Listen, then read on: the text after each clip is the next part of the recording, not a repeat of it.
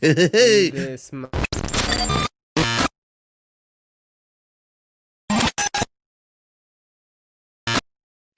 we're back. Yo. Episode Yo. 30, live and direct. Of course, Bryan Kern is joining me, and we are joined by I Am Abomination vocalist Phil Druyor. What's going on, my man? Yo, thanks for having me. Sweet. I'm glad you're here, bro. Dude, you're in New Orleans. You almost got washed away by a damn hurricane.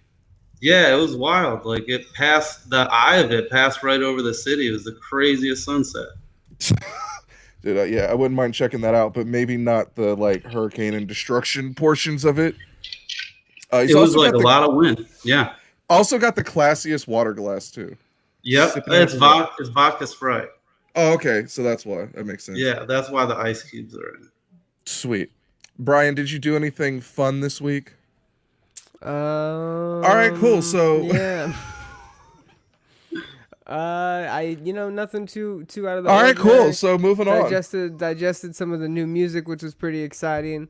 And that's really about it as far as anything as this show's concerned. Yeah. Do you have anything at all on the Takashi 6ix9ine front? Have you heard from him at all? I haven't, and what I have heard is that he is slowly plotting. Are you saying he's slow? Whoa, shots fired. And when you're talking about 6ix9ine, shots are literally being fired. Sometimes some very literal shots. Phil, are you at all a fan of his music? No. Fuck his music, Phil. Are you a fan of him? We know that he's more of a musical artist. Okay, well, I don't know why that would be the easier answer. Yeah, I'm a fan of him. He's so wonderful, but his music. No, there's a but in the answer. There's a but in the answer. I definitely hate his music, but I appreciate him. I don't know that I appreciate him, but when he first started popping off, I was like, okay, at least something's different. This is tight. Something new. Yeah. It's always nice to have fresh meat in the rap game because you need somebody to get shot that's not your favorite rapper. I'm a big fan of lyricists. So you're not a Takashi fan. Yeah. Definitely not. Some very questionable lines, man. Oh man. Well, good for you. He has disappeared from the internet. He's gained some weight, and his album didn't sell as he anticipated. So he's disappeared, and we haven't heard from him. We need to put him on a milk carton. We got nothing to talk about for the past 3 weeks on Takashi over this shit. Crazy. I appreciate the dedication. Still running that update as often as you can, though. Every single episode, we check up on 6ix9ine because one day he's gonna get popped. And that's going to be the big news story. And we want to be the #1 in coverage on that. We're also working at getting him on our 69th episode. That's really what it is. Ooh. We have a really long game campaign going right now. And if you and others are interested in seeing 6ix9ine right here live on I Hate This Scene, then I would go start out a GoFundMe and a change.com petition. Shout it from the rooftop. Phil, whoever you know in the industry, gather them and say, hey, guys. Tell Joey Sturgis. 6ix9ine? Yeah, right. You like 6ix9ine, don't you? Of course we do. Let's get him on I Hate This Scene, guys. Start the crowdfund 20 grand, hit his manager. He would probably do something for 20 grand. He do shit for free, son. Since his old manager was part of the kidnapping, I don't know who his new manager is, and I hope they're not currently kidnapping him. Yeah, that's a good hope. You're a good guy. All right, so nothing on the Takashi front. What do we got on the Kanye front?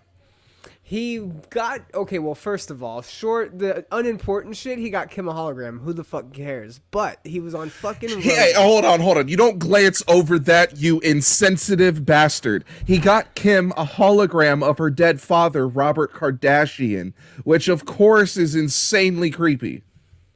Is it? I mean, I don't want a hologram of my dead uncle. What am I gonna do with that? He's not gonna. You told me first, maybe. I mean, he's not gonna throw me the ball. We're not gonna high five or buy him a drink or nothing. I don't. You know, hologram Tupac didn't change the world. Your dead uncle and fucking Kim's dad have no. Okay, fucking. First of all, a horrible comparison.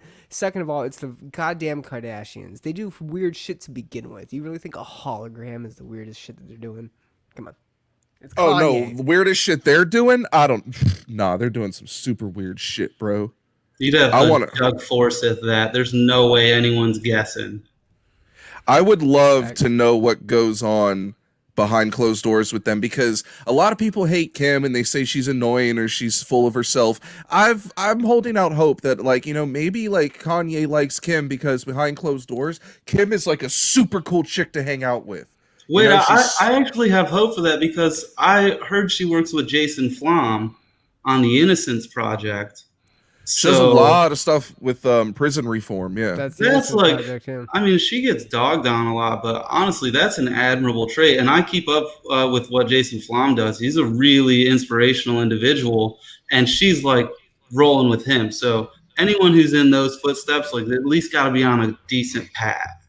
You know, I want to wave the flag and say we are by no means a political podcast, and we don't necessarily go in that route. Although that does kind of go up your alley, and with some content and some music that you've created. So along those lines, the hip hop community has really supported Trump in a weird way, and I think something that spearheaded that was Kim reaching out and being a part of those programs, right? So, you know, we're knocking them because it's a joke and it's funny, but in reality, yeah, she has made a huge difference, and it's kind of eye-opening to see the support that she does get, given that she's gone out of her way to do something that not a lot of people, I think, expected. And, you know, to first go out and talk about it, but then to actually take action is a huge step forward. So we have to applaud her, but a hologram is still creepy nonetheless. Yeah, and if it was without warning, double creepy even. Like, if someone asked me if I wanted one, I would definitely be like, yeah, hit me with that. But if it was like a present and you were like, check this shit out, probably not. Worst places to introduce the hologram surprise birthday present. Where is it? Like, definitely her bedroom. TGI Fridays, Cheesecake Factory, Peter Piper Pizza. He comes out a part of any sing-along crew that is singing her happy birthday. Happy birthday, happy birthday. He just comes up like digitally, like happy birthday, happy birthday. All out of sync with everybody because nobody knows how to keep up with the hologram. They're just like, what? All right, I got a brand new game, okay? Because I just thought to myself, if I had a hologram, if anyone's listening and you want to buy me a hologram for Christmas, of course I want the Belle Delphine hologram. But it led me to think, if you were to buy your loved one a hologram and the hologram store fucked it up and gave you the wrong one, who would be the worst hologram to buy your loved one? Pauly Shore, Andy Dick, Chris Wyatt. Andy Dick got knocked out in a French Quarter bar. Oh, wait, recently? Maybe in the last year or two. Oh, R.I.P. Andy Dick's career. That's not surprising. Andy Dick gets knocked out, I think, every 4 years. It's like a different election cycle. Bro, Andy Dick is one of those people that, I knew of an unsigned band that was hanging out doing some work at Kinko's, and Andy Dick was there literally blowing up pictures of his own dick at Kinko's in Hollywood. Facts. That's and a true story. they took a picture with him and stuff, but they never posted it. And I asked him, why won't you post it? He goes, dude, we can't be seen with Andy Dick. That guy's like career poison. And he pretty much is. I don't know about that. No, he's 86, bro. You can't fuck with Andy Dick. 86? Fully 86? Yeah. Everywhere. 80, his middle name is 86. His favorite number is 86. What's the best thing he's done? What does he deserve? I'm not saying that he's great or anything, but I feel like he's synonymous with just laughter and a good time in Hollywood because he is such a fool. But 86 in him, he's done. People are just writing him off. Really? It's Andy Dick. Yeah, maybe just timeout. I see your point. A timeout, yeah. Give him a. Now that we've got completely sidetracked on Andy Dick, I would love to know if Hollywood abused and molested Andy Dick, because we know that a lot of actors were sexually abused in ways in the whole Weinstein thing. Is Andy Dick a product of that? Because it would make sense that the guy kind of went off the deep end and twacked out. I mean, all I know about him is he's funny. He's been on some shit in the early 90s that was decent, where you'd say that guy has a promising career. He apparently has a super large dick. And I've never been able to figure out if he's straight or gay. These are the only things I've ever known about Andy Dick. So the straight or gay one is definitely a riddle. You won't know until you taste it. So who wants to film the documentary on Andy Dick? All right, moving on. Where's Richard? The Andy Dick documentary. Andrew Richard, the story of Andy Dick. No, it's name it Bad Richard. Bad Richard. It's not even about Andy Dick. It's just Andy Dick just met the guy Richard who were. It's just about Andy's dick.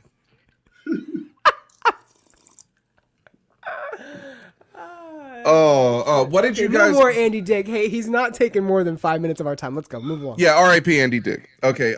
Phil, did you ever catch any of the Kanye West Joe Rogan interview from this week? Dude, I still haven't actually. I know it's a hot topic, but I just haven't. I mean, I don't blame you, dude. It's 3 hours long, like every Rogan podcast. Oof. So he's hard to get through. I mean, he's got interesting content, but I don't got all the time in the day for that shit. The things that I've gathered without going into, everything he talked about. He didn't answer a whole lot of shit directly. I think he means really, really well. I don't think he has all the answers, but I think that he would try very hard to come up with them.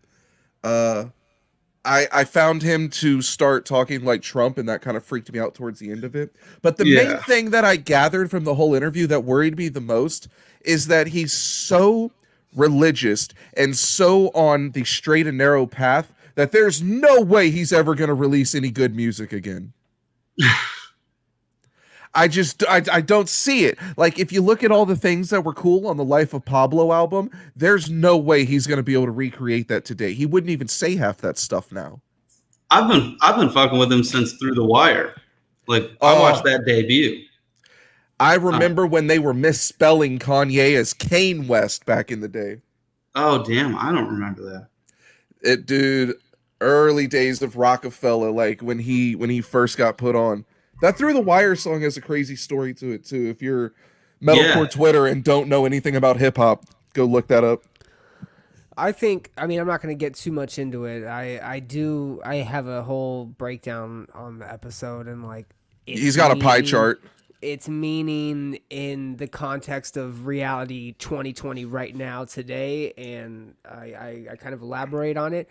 I'm really interested in your take, man, and I think that the religious thing it's definitely an interesting take on his music. Although Nah wasn't too bad. It was a return to at least a fun Kanye. Maybe not the most outrageous. What's the song he did with Lil Pump? I'm a sick fuck. I like a quick fuck. Yeah, he's never gonna do that again. Yeah, but that was also after people were saying he's never going to write another hit again, and I fuck with that song. A lot of people do. It did Kanye. Numbers. He could that song was to troll people. Hey, let's be real, guys. That's funny. He fucking went. He released what was the fucking parody he did? The fucking when he was just making the noise. He was just making the noise. Remember? Oh yeah. Yeah, come on. People thought those were going to end up being real songs on the album. But it's funny because he's Kanye. He can do literally whatever he wants, and it's going to be a hit. So it could be fucking straight garbage. I think that he is really, for whatever reason, just my quick take on the Kanye interview, he's convinced that he's supposed to be president of the United States, which is interesting. It's weird. It's interesting. Is he saying he's convinced that he's, or do you think he's, God do you think he him. Thinks he's, God spoke to him, he said. Is he saying that God told him to run for president, or he thinks he's going to be president? No, that both. He needs to run for president because he will be. And he needs to, what it is he has a call his to be calling a leader, from God. to be a leader. And he believes it's in the form of being the president of the United States. And he speaks as if he's going to win in 2024. So he'll say, when I become president, this is how I'm going to go about taking care of this. And this is what I'm doing now that's going to reflect that. And one of the, I don't even want to go down these rabbit holes, but just to a quick comparison, he talks about getting himself out of debt. And he's like, hey, I got myself out of debt, and it took a lot of time and a lot of patience and a lot of understanding, but I was able to take this and dissect it and pull myself out of that. And I believe I could do that on a bigger scale. That's how I would help the economy. And that's just, he comes from a good place, like Matt says, and he's determined in a weird way and convicted that he's going to be president for sure. Dude, Kanye is also the only weird person. To hear, man. Every political event or happening is just crazy. It's fucking great, dude. It is so good. Please listen to it. It is great. All right. Committed. Kanye is the only dude that could get us to talk about politics and religion on this show. You can come on my podcast and we'll go deep on some conspiracies, son. Because I will. Oh wow! Okay. I will go deep. Wow, reaching. I'm here for that. Deep. Reaching. Who? Conspiracy? I don't think Phil's into conspiracy theories. He's literally never shown us anything that would say otherwise. So I randomly asked our viewers if they had a favorite I Am Abomination track. That's a hard question. All of the Passion of the Heist EP and 2, which led me to think No Love to For Our Forefathers? What the hell? Currently Heir to the Throne Probs with Second Death is my favorite to sing at the moment. I just want to bring some love to Cataclysm. I don't think enough people talk about Cataclysm and the ridiculous flow on that song. I fucked that song up every night live when we played it. That's every great, single when night. I hear it, I fuck it up live. There's a punk beat in it somewhere. Like the verses are like super quick punk beats. And I just remember shitting all over myself every night. Took me forever to figure out what you say in the hook. I don't even remember right now. We're gonna go down some fucking holes, son, because I can't believe nobody mentioned "Let the Future Tell the Truth," and it's just like, what are you guys fucking doing? Okay, all right. That record's always gonna be my baby for sure. That one's just always gonna be my baby. Okay, listen. Before we go, I just have to get this out real quick. I mean, spit it out, boy. No, it's fine. It's fine. One false step. I heard one false step and I was like, what the fuck? This needs to be portrayed in like a fucking, I could have swore like that could have been picked up by like the History Channel or by like the Discovery Channel, and it could have been played to like some deeper fucking just real life shit. And I was just like, what? If Ronald Reagan was alive, I know who his favorite band would be. Yes. Kennedy too. Kennedy for sure. No, I feel like Kennedy would hate Phil. Exposing too much, bro. Maybe, yeah. Can we campaign for like an I Am Abomination and Defiance tour? Like, can we? You are you are such a dick rider, Brian. And then we'll all fucking. What we'll do? Well, no, shut the fuck up. What we'll do? Dick riding. I'm trying to promote, Matt. I'm a professional. I'm trying to fucking promote. This isn't Create Your Own Tour from 2010. They would sell fucking tickets. Does Defiance have a Guitar Hero video? Yes, they have a Guitar Hero video where they smash the fucking ramp and everybody's like, yeah, it's fucking great. And they're super into conspiracies. That's fucking fantastic. It's fucking brilliant. Hell yeah. To Our Forefathers and Let the Future, also fantastic. I ain't missing those bad boys. All right, what up? cool. Shout out and Search for Ourselves. In Search for Ourselves, I'm going to take a wild guess and say that's a band. Shout out. Yeah, their YouTube channel is checking out ours. So sweet. YouTube on YouTube. It's like our YouTubes are fucking. Or YouTubeception. YouTubeception. Oh my God, dude. Like time is moving like so slow right now. I'd rather call it Tube Session, but we can move on. Ew. I'm sure you guys were stoked about this. The BET Awards show was this week. And apparently Little Baby lost out on Artist of the Year to Megan Thee Stallion. Fans are incensed about this. They've taken to Twitter to say that Little Baby was robbed. And they're saying that Megan Thee Stallion is receiving sympathy votes because she was shot in the foot by Tory Lanez. So, who's the real Artist of the Year?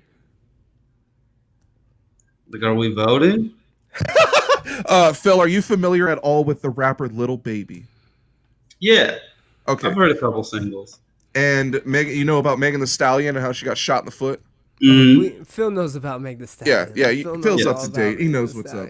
Yes. I think Little Baby has hotter verses and is a real rapper. So like he definitely has Artist of the Year. He has like 1,000 times more material than Megan. So it's kind of weird. Seemed like a sympathy vote. You know, it's hard to even say she has bigger singles because Baby singles definitely chart. People might be confusing sympathy votes with a press cycle and the timing of the vote. That's also a thing. Could be. Relevance carries. Could be that she has a hole in her foot. Possible. What's even funnier than all of that is that rapper DaBaby lost out on all 12 nominations he was up for. Damn. Just for reference, DaBaby released 3 albums within a 12-month span, and each of them did not eclipse 35 minutes. None of them were over 35 minutes long. Whoa. Yeah, he mostly makes like strip club anthems and shit to twerk to. I think people caught on by the second album that like he doesn't change, switch it up, or progress, and so they're kind of turning on DaBaby, where Lil Baby is just getting all the praise in the world no matter how many Percocets he pops. Rap is crazy. Yeah, it's intense. Rap's real right now.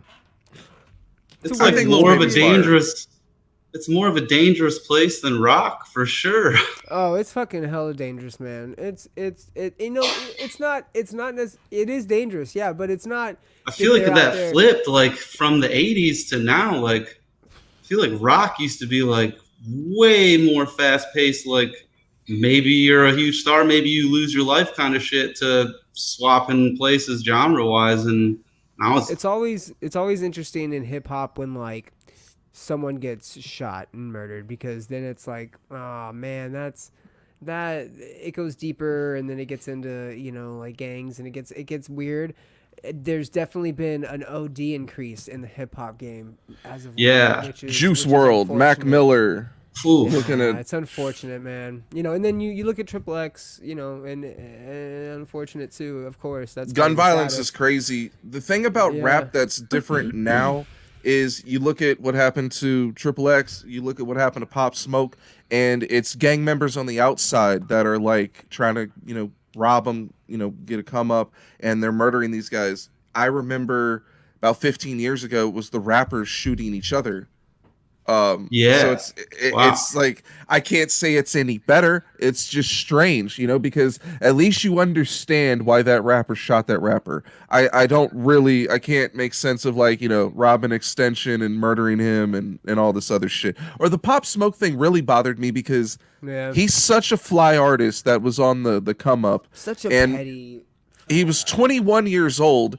His address of an Airbnb in Hollywood got exposed through an Instagram video. And gang members from South Central came up, robbed, and killed him overnight. Yeah, they caught them. They're facing the death penalty. But Pop Smoke's gone, age 21. He dropped like a debut album, and that's it. We don't get any more material. Fucking stupid, too, dude. Some of his first songs, I remember, like on my first listen, like just being super intrigued at his delivery and the timbre. Like his voice was super deep, crazy original too. Like had just that indicative factor of like, there's no way he's entering a song on V1 and you don't know who it is. Yeah, he had like a distinct style. He was bridging that gap between like New York drill rap and what they do in the UK, collaborating with artists over there. He had a lot of really cool beats. Like you could tell the dude had an ear for beats if he's picking out all that stuff. So, you know, he's had 3 albums since he's been dead, I think. No. There's been 3 albums. 2 post. There's been I think 2 post death and like 3 within a year span, and they're all pretty fly. So definitely check those out. Sucks that we lost him. R.I.P. Pop Smoke. Some other really stupid shit. Rapper T.I. came out and made a comment and said that warm liquids will kill the coronavirus. My question to you guys, is T.I. still the king of the South? Man. He's the king of saying ridiculous shit. First he talks about personally inspecting his fucking daughter's OBGYN appointment. Vagina? No, he said he straight up looked at her vagina to make sure she was still a virgin. Yeah, and now he's talking about warm liquids. T.I., there's never been more of a time where someone should go, hey, bro, stay in your lane. Like, just dude, that's crazy if it's true. The video, I think I watched maybe a video of him on a talk show, and he like either says or alludes to taking her to a doctor for this, and I thought that was the reality of that's fucking crazy to me. Yeah, so if it's the other way around, that's what he says is he said that he personally inspects to make sure that she's still a virgin, and that people were alluding that like, oh no, what it means is that he verifies with the doctor, and the doctor, you know, and him have even though they get into like patient-doctor conference. It's regardless, bro. You don't publicly talk about your daughter's vagina. You're a fucking huge celebrity and you're a music star. You're not talking about your daughter's vagina publicly. Come on, my guy. Where's the fucking common sense? This issue really hits home for Brian because his dad always takes him to the OBGYN to make sure that his flower hasn't been de-virginized. So yeah, reach out to Brian if that's a problem anyone's facing. Brian's inbox gets flooded. It's just a bunch of flower memes. Oh God, it can get flooded in such the wrong way. Flooding I don't need. So besides the obvious stupid ass comment of warm liquids killing the coronavirus, god damn the logic in that. T.I. is kind of an interesting artist to me. T.I. went through a period, and I think we talked about this when he dropped that Libra album last week or the week before. He was unstoppable in the late 2000s. He was all over the radio. And now it's like if T.I. comes out, people don't really no one's clamoring to hear him. Like the album came out and like nothing interesting that he said is like at the focal point. It's more like the guest appearances that are on it. It's just crazy to me how rappers age. Busta Rhymes dropped an album today and I feel like the guest appearances are more important than his. No, it's so good. His album's great. We will get to that. An album I'm definitely excited for. There's a Deftones remix album coming out called Black Stallion. It's due out in December. Some of the collaborators are Mike Shinoda and Robert Smith. Is this going to be cool as shit or a flop remix album? I'll listen either way. I mean, I want to know if Robert Smith, is he just making the beat? Is he going to sing over this? Mike Shinoda, are they just making beats? Are they recording vocals? Because I wouldn't mind hearing both of them on a track like that. Mike Shinoda and Deftones, that's a cool combination to me. Yeah. Robert Smith and Deftones, I guess, because of the Cure and being that emo. Phil, even though you're 42, is it? Are you into the new metal? No, I'm just kidding. He's not 42, folks. So, dude, I don't care if people think I'm 42. Mike Shinoda and Deftones are they musical influence of yours? I know they're pretty popular bands for you. Yeah, dude, I'd say so. Maybe not Deftones so much, but Mike for definite. That was a large part of my adolescence, honestly. I love the important Deftones. Years. Yeah, right. Cool. Deftones always been a big deal to me. Another band that is coming back, Abiotic, is going to release their first new album in over 5 years this coming February. Ikigai is the name of the album. Yes, Ikigai. if you're a fan of tech death or alien core, Abiotic is right up your alley. They're sick. They've always had really crazy fucking riffs, crazy technicality. I know at one point the bass player was the main songwriter, so that'll be cool. Pretty fun. One of the bands that I thought was cool that disappeared, dude. There's been a bunch of bands coming back recently. We've obviously been talking about the Attack reunion. We talked about the OG Vanna lineup is now in spirit.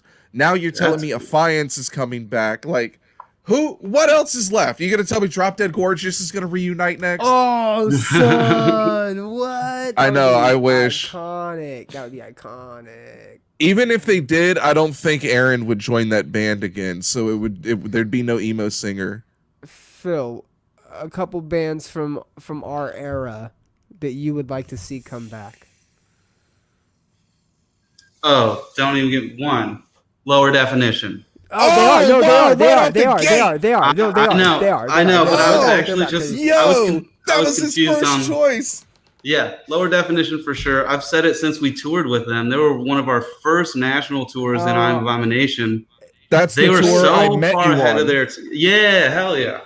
They were so far ahead of their time. It's not even funny. Damn, you even remember the tour name. Holy shit. This year has blessed us, and that is one of them, okay? Your Return album, that is another one. The fact that we're getting a Lower Definition reunion, oh, the gods.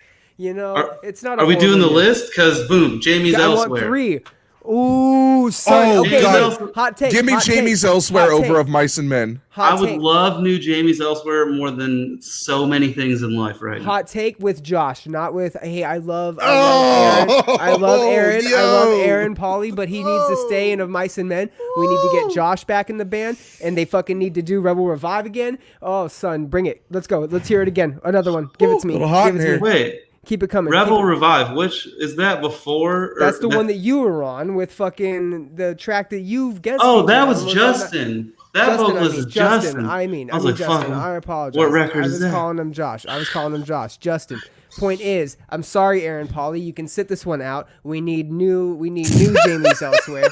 New Jameys Elsewhere, and they need to come back, but you're on a roll, Phil. Who else we got? Give it to me. Fuck. In Fear and Faith. Yo, okay. All If right. somebody can dig up Cody wherever he is in Cody Montana, Anderson. He worked yeah. for Skrillex for a minute. I heard.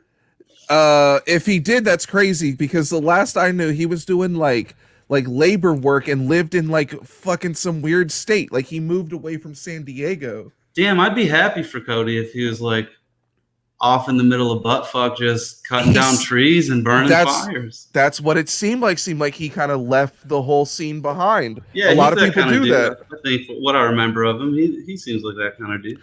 I know Rom has got a real good job rapping cars, and so he Him doesn't and have Maddie to both, do, yeah. he ain't got to do shit. Mm-mm. I would swap out In Fear and Faith and put in off the top of my head right now probably Broadway. Oh, nice. Aren't they still around? They did an album like back in like 2016-ish, 15-ish. They but I changed don't their think they were sound from finished. being the like quintessential post-hardcore band and went and tried to be like a pop punk band, and I don't care at all about pop punk. Oh, it was good. It was great. It was good. Dude, come so on. many Broadway bands did that. Kingdoms is such Stop. a post-hardcore album. So many bands did that where they would hit a stride, they had a hot album, and then like a follow-up would fall flat, or they would release like a third or fourth album that fell flat. You'd want to talk about fucking Jameys Elsewhere. That album with Justin was like so under the radar. Every fucking song is a banger, son. You want to talk about Dude, an those album choruses that put on- are every chorus on that record is a good chorus. Dude, I could put that album on right now and listen to it over and over, dude. It's a But honestly, I beautiful think fucking that record. same thing about They Said a Storm was coming. They're just Yeah. two different styles. I think like That album was so good.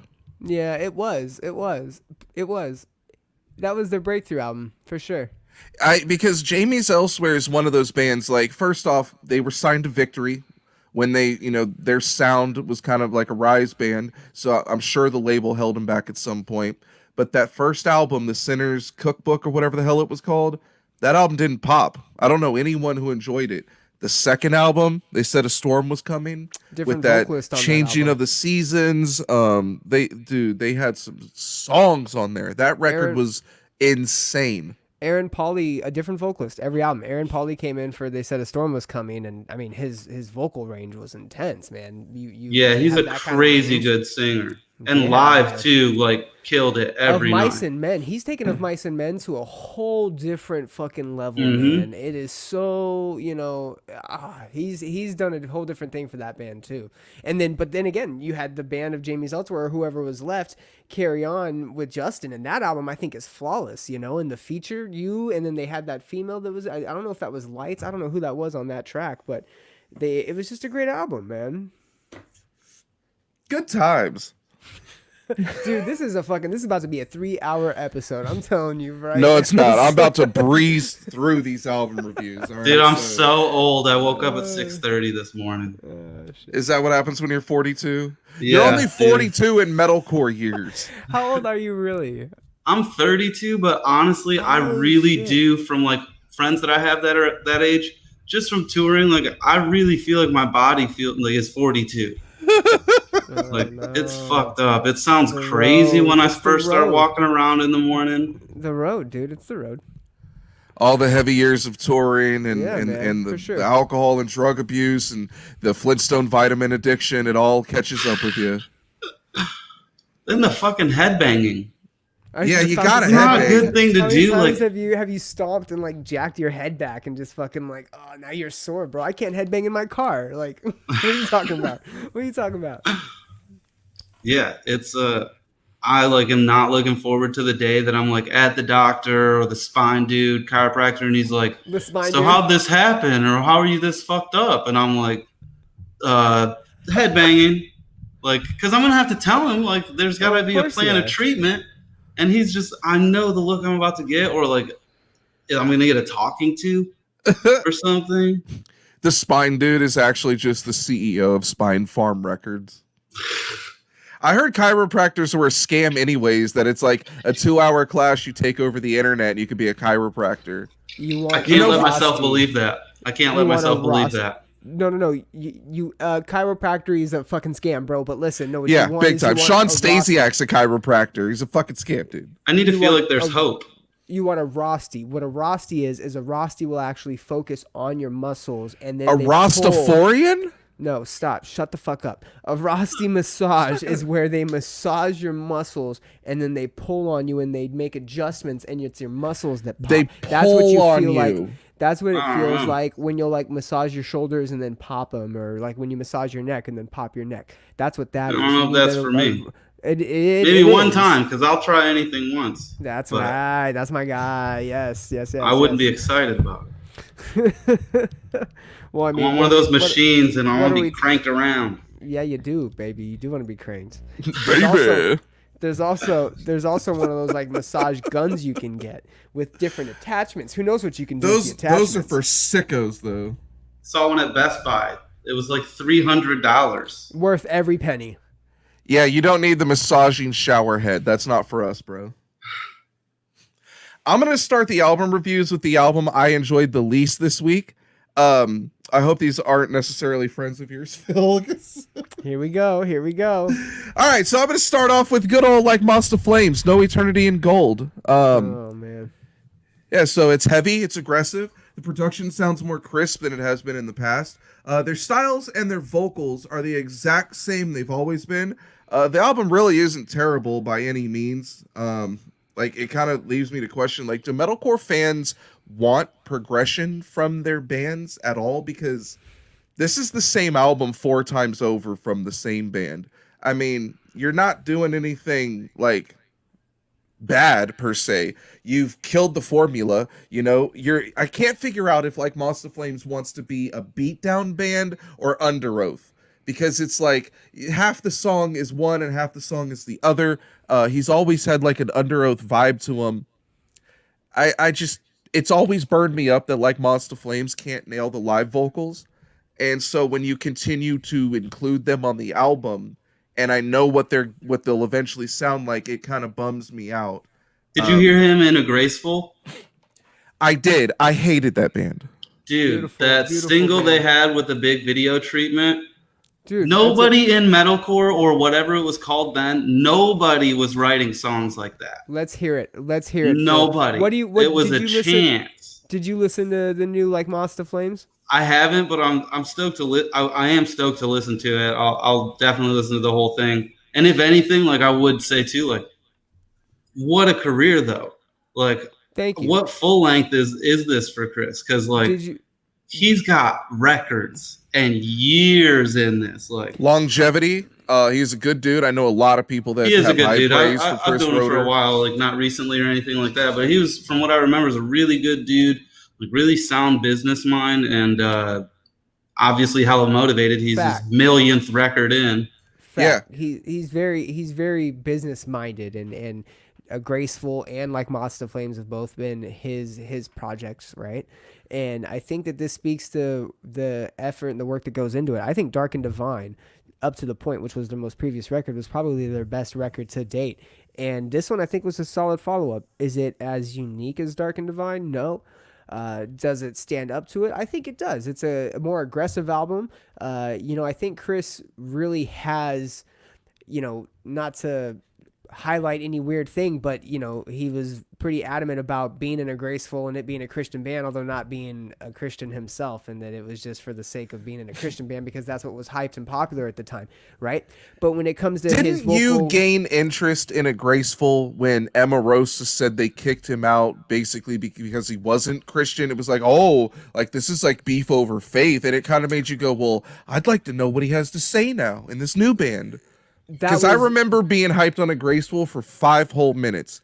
Oh, and man, by the time I didn't like the album, I'm sorry. By the time I got around to interviewing him, I interviewed Casey, and it was one of the worst interviews I've ever done in my life. I think I was with you at that one. Maybe not. Maybe not. It was so bad. Oh my God. He was like not even a human being. I think it was that show. We saw him with a couple other at Chain, right?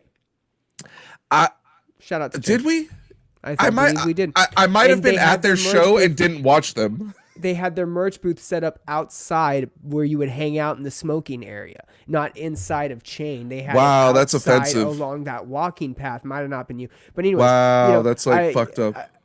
Chris is a good dude, and I think I bummed so many cigarettes in that patio. Dude, tell me about it. Can we have a shout out to Chain real quick? By the way, I like Moths to Flames. It was my number 2 of the week, even though you hated it. It was my number 2 album of the week. But yes, shout out to Chain Reaction. It's saved so far. Hell yeah! I didn't hate it. Saved. I didn't hate it. I just have an issue with the live performance, the way that he sings on the records, and I think that the band has zero progression. I think you nailed the sound, but you nailed it 4 times in a row. No, this is different musically than Dark and Divine, for sure. Listen to him. How about, I think the production's a little different. They got a new record label. That's like your go-to generic answer for I thought the production was different. It is, though. That was kind of the only thing that was different. I couldn't say that about the last records. The go-to, it's different, but good. Like your go-to generic responses. Or like when I asked my friend, hey, how does Abandon All Ships sound? Yeah, they're a band. Phil, what was when somebody would annoy you in an interview, right? What was always your go-to? Like, yeah, let's wrap this fucking up, buddy. Let's go. Did you have one of those? Like, did you ever like check your watch or like your phone at the time, or like, yeah, man, and like purposefully put the phone between you and the person and just like start texting? No, like if it was a situation when I was in I Am Abomination or when we were touring, like we were just happy to get the press, and then by the time I made it to Attack, like, and maybe the rest of them were over the attention, I was like, holy fucking shit, yeah, I will sit down and do this whole interview. Thank you very much for caring about me as a person or acknowledging my existence, because everyone else seems angry. Most press Abandoned All Ships has had for years. Oh my God, I don't think that's true. I think they're one of the bands teasing a comeback. But are we talking about because your poster in the background? Is that what we're fucking talking about? They're one of my guilty pleasures, dude. Like, they're not a good band, but I like them and I can't help it. So yeah, take that. Canadian, right? They are Canadian, yeah. So Abandon All Ships, take that as you will. If you think I'm a fan or a hater, I don't know what I am either. I thought they were like British. Are you sure they're Canadian? They're Canadian for sure. They're from like the Toronto area, and their music videos look super good because they get free Canadian money from their government for being artists. That makes sense. They're probably French Canadian. That'd be Montreal. I don't know. The dude is like kind of a frilly little haircut. I mean, Toronto's above New York. East. My number...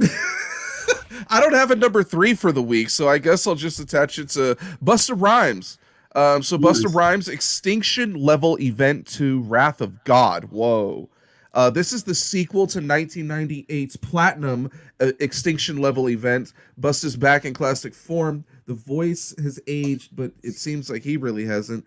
You got an action movie intro. You got Chris Rock narration. Busta Bus got another big album, tons of guest appearances, Rakim, ODB, Q-Tip, Rick Ross, Kendrick Lamar, Anderson .Paak, the interesting ones, Belle Biv DeVoe and Mariah Carey, but my favorite guest appearance is M.O.P. because then you put him on the track with Busta, everyone is yelling on the song. I really dig that.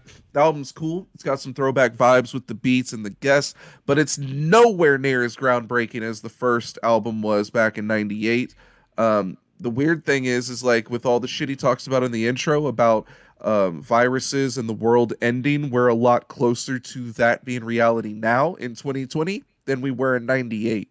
And he had like 3 albums about the world going extinct and big like apocalypse type events in his albums leading up to that. Oh shit. So this would be like the 4th one. It's kind of interesting about Busta.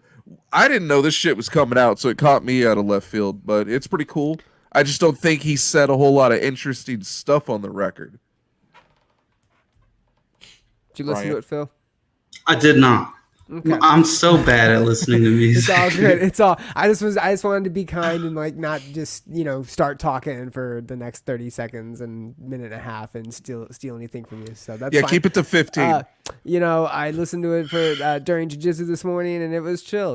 I didn't really listen to the 98. I got the gist of it though, and I think it's fitting with all the shit that's going on in 2020. I didn't rank it in my top 3, but I did give it an honorable mention. My number 3 was I Am Horace, with their debut album, I Am the Devil, and they're from fucking Oslo, Norway, and they are fucking brutal. Oh, Oslo, yeah, good old Oslo. For a debut album and only 420 monthly listeners on Spotify, this album fucking rips. The production quality is phenomenal. It opens up like your standard mid-2000s album would, with like this nice instrumental, a clean singing intro with like this heavy screaming breakdown into some phenomenal, I don't want to say generic, classic, standard metalcore. The singing is really good. It's more of like I would say mid-2000s, like post-hardcore singing. It's kind of off-key. It does kind of fit the verse-chorus pattern, which can get a little repetitive and annoying. But for a debut album, I think this thing fucking rips. The band is I Am Horus. Again, the album is called Devil Inside. They're a 5-piece. Only 420 listeners on Spotify. I suggest you guys listen to it because I think you're gonna think they're a band that's signed to like a major label or minor or like an independent label, but is gonna have like a pretty hot release or something. And then you're gonna look at it and be like, who the fuck are these guys? They do have a blue check mark on Spotify though, meaning they're a verified artist. So they're maybe in a developmental deal, maybe they're under some sort of management or something. Who knows? That means nothing to me. My second least favorite album of the week by far. This is actually worse than like Moths to Flames. Trippie Redd Pegasus. The album cover is just fucking awful. If anyone's familiar with the news, Trippie Redd shared the album cover a few weeks ago on Instagram. He got bullied for it and he removed it and then said, "I'm kidding y'all, that ain't really the cover." Turns out it is the cover. That's terrible. Whoever signed off on that needs to be fired. Like, whoever signed off on that being the album cover did what not is have... it? It's like him naked in front of a giant Pegasus. That sounds pretty cool. I would love to be naked in front of a Pegasus, find it but and share it real quick. I could see why that might be a bad album cover. It looks stupid as shit for a rapper. I guess Trippie Redd decided to make an R&B album, which is ambitious as hell, considering that his singing sounds like a broken fax machine. But if you add enough filters and vocoder, it might be kind of interesting. The best thing I can say about this album is that it's really chill. It's well produced. There is an hour and 14 minutes of music. And it's crazy that it's that long of music because considering he shouldn't even be performing it. Ambitious as hell. Yeah, because it's basically a dude singing way out of his range, trying to do R&B, trying to be Future, and he's not really equipped for it. So, yeah, check out that effort. Hold on, or don't. Real quick. How quick? Did you see it? Here we go. You ready? I'm ready. Can you share? You can share screen. Click share screen. I did. I still see your ugly mug. Should I just bring it up on my phone? Can you see anything? Nope, still your mug. I still see your girlfriend's ass in the background. How about this? Oh, here we go. You ready? Oh. Yeah, there you go. Huh. That's pretty stupid. That's not what I would want my album to look like. Oh, wow. Okay, apparently I have to add it to the stream. Oh, there you go. There you go. Right there. Wild. Thank God you weren't looking at like some crazy ass porn. So check this out. Can you? I know, right? Dang, I don't know my max. Here, watch. Let me check. Let me show you this one. Can you see? Brian's just scrolling through QAnon. No big deal. Can you see? Did it change? It didn't change shit. It's still that ugly Pegasus cover. Well, it's him riding it. That's actually an alternate cover. All right, hold up. Never mind. Just go. Shouts to Justin James. He said, "That's stupid." You're right. So I'm going to give my number 1 album because we probably need to devote more time to my number 2 album of the week. Sorry, Metalcore Twitter. My number 1 album of the week is The Alchemist, the Food Villain. Surprise drop in the middle of the week. We got an instrumental album from The Alchemist. You got 2 songs with vocals with Action Bronson and Big Body Bess. Chill beats to nod your head to. Good background noise if you're one of those that needs like that lo-fi chill beats to study to type shit. This is for you. Tons of audio cuts from the television show Fuck That's Delicious, starring Action Bronson and The Alchemist. That's on Vice. That's a really funny show, somewhat informative about food. Al is portrayed as the food villain on the mixtape because he's so picky about food. Tons of clips from the show. Surprise release in the middle of the week. Alchemist never disappoints, man. I really dig this record. I think like if you're a fan of them or if you've never heard them, you'd at least be able to listen to it and enjoy it. It's not something that's like deathcore where it's an acquired taste or, you know, some like symphonic trance or fucking weird shit. It's just, you know, rap beats. Sounds dope. So check it out. Alchemist for me got an honorable mention just because it came out midweek. Just because it came out midweek. Other honorable mentions for me are WizKid with his album Made in Lagos. Atmosphere dropped a surprise album called The Day Before Halloween. Touche Amore dropped Laminates. Pussifier dropped a brand new album. Pussifers, I know, I fucked it up. They're my least favorite Maynard band, so I'm a Tool and Perfect Circle fan. I don't really care about Pussifer. The Reckoning is the name of that album. I fucking hate Tool. Common. I just felt like I should mention that. Yeah, Lateralis my nuts. That riff particularly. It's hard. That's a musician's band, bro. I don't play shit, so it doesn't do anything for me. That's a half right there, a hard ass riff. A halfer. It doesn't go ham. Anyways, Tool. And then what the fuck kind of comment is this? It just says Tool. It's like not in favor or disapproval. It's just pointing out that we mentioned Tool. Thank you, Justin James. He did contribute. The Alchemist is really good. Common released Beautiful Revolution Part 1. I finally was able to get that out. Anyways, my number 1 album for the week was Bring Me the Horizon's Post-Human Horror Story.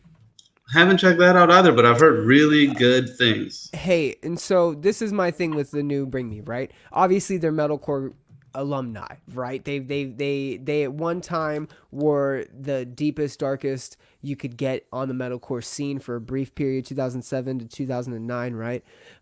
They had some phenomenal records that broke out of that aggressiveness and brutalness and kind of beautifully blended the metalcore screaming, melodic, you know, only a couple tracks had maybe features from the Architects or a couple other bands with some clean singing, but you didn't get anything really clean out of Ollie. And then you had The Turn, and they went kind of their softer route, and everybody knew that Bring Me was long gone. We weren't going to get original Bring Me back.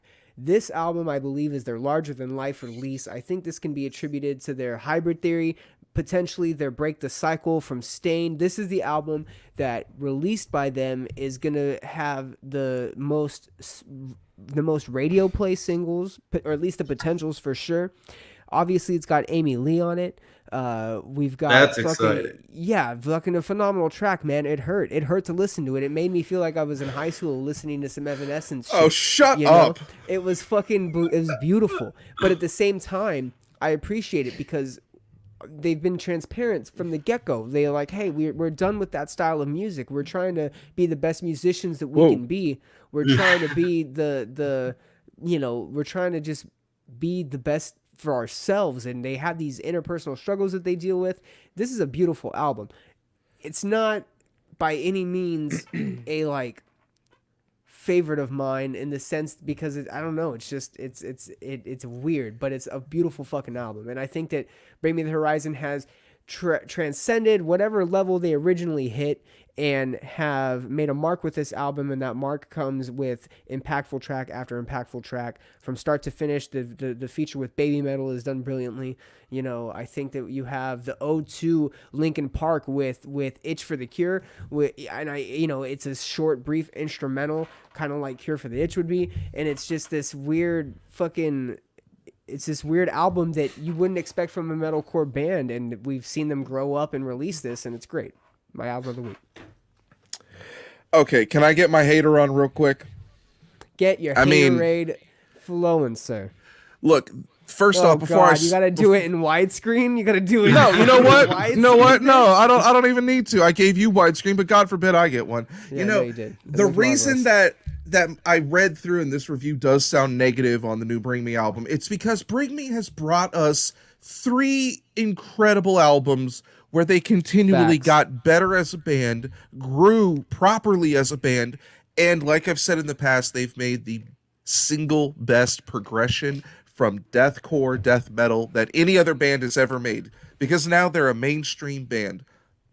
The problem is they've set the bar really high, and so now you expect a certain level of greatness, and when it's not delivered on point, you can get a little upset. The same way I was when the Deftones album came out, because like I said, the last 3, you just get accustomed to something. So to break down the Bring Me album, there's definitely more rock than the past 3 albums have been. You hear a lot more of the live guitar. I think the electronics have kind of died out a lot more. That whole Linkin Park vibe you got from them, I don't hear it as much.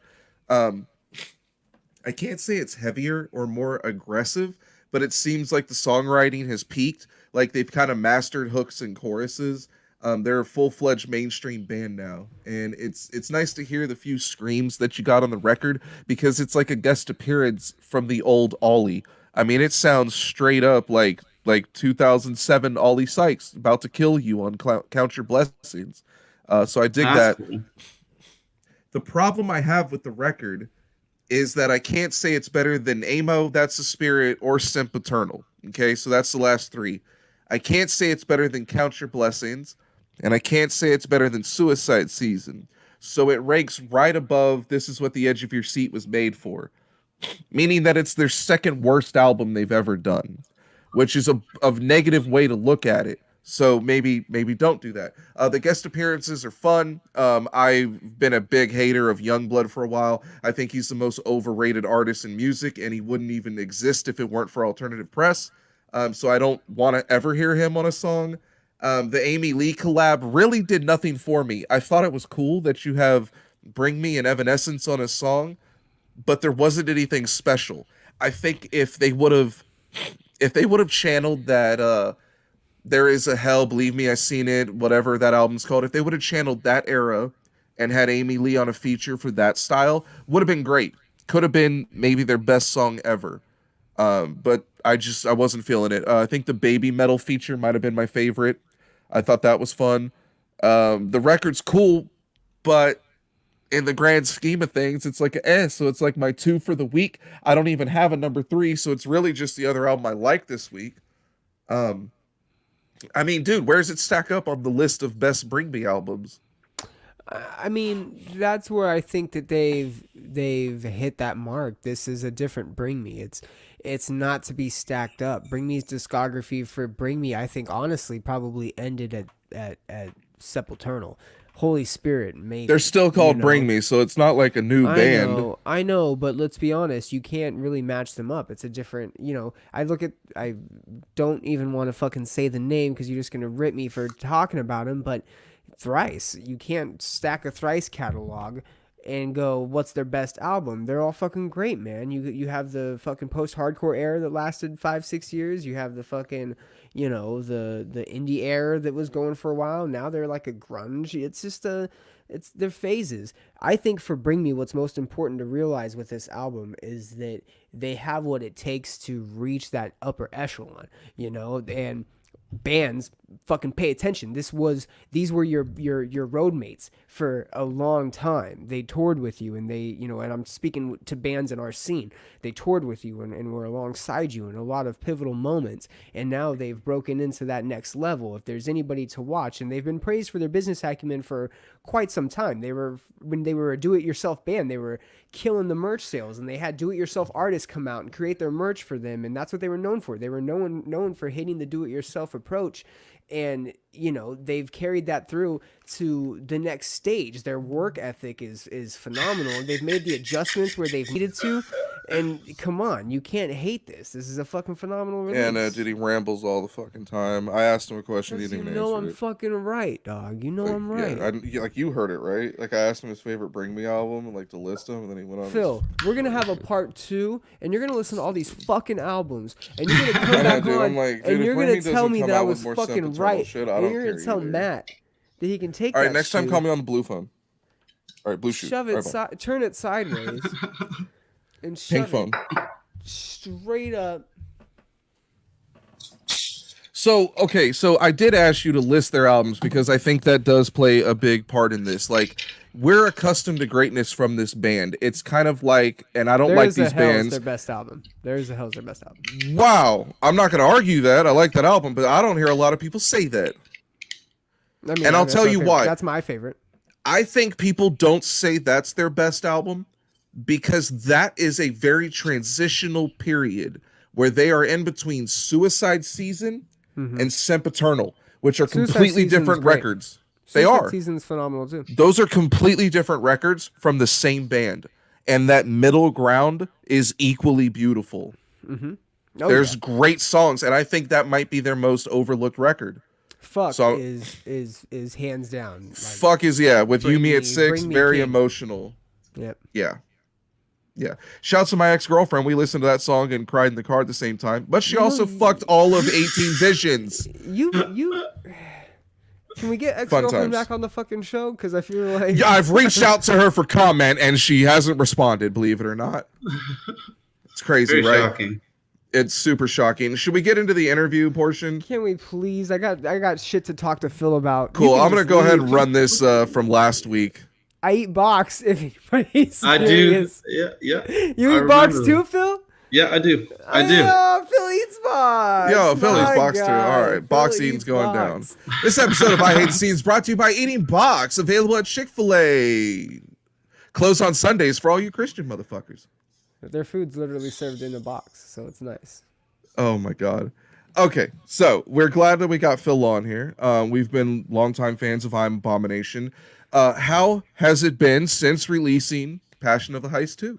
There's been a pandemic, and that's probably screwed a little shit up. Soundtrack to the pandemic, my guy. There's been a couple albums. Thank you. This Thank year you. that beautifully fit what the fuck is going on, and that is one of them, sir. I eat box. Should we just call our fan club Box Eaters? Box Eaters. But yeah, it's been really good. Like, the response to the record is a dream. You always want to put something out and have your fan base accept it and, you know, like hit you up, tell you when they're listening to it and that you did a good job. And it's always good to get more opportunities, which obviously that's happened with this cycle. And I've dipped Wick in a couple more genres and had chances to do songs with some people that probably didn't know my name before this record. So that's been sick. Quarantine has sucked. The first 2 or 3 months of it, or 2 months of it, I was like, hell yeah, I'm going to get so much shit done. And then the rest of it, like as you guys are probably in line with, have sucked tremendous dick. Once the depression sets in, you don't really get anything done. I was going to say, you can only get all your shit done so much, you know? Yeah. First of all, there's always shit. Second of all, it's never done. So you have an existential crisis over deleting your spam emails because they're just gonna show up tomorrow anyways. Yep, facts. Shouts to In Search for Ourselves, who have been here the whole chat. They said Passion of the Heist 2 was one of the only great things to happen this year. I would say that and shout out to In Search for Ourselves. Thank you. That and the stimulus check. Only cool things that happened this year. Because let's see, we've lost all our favorite clubs, restaurants, local fast food joints. The XFL shut down. Pop Smoke died. We lost Kobe. Yeah, it's been a shitty year ago. My whole entire year span, the last 12 months has been crazy. I was homeless, so I took a job at a fucking hostel that was just yo, you work this amount of hours, you pay for your rent that way.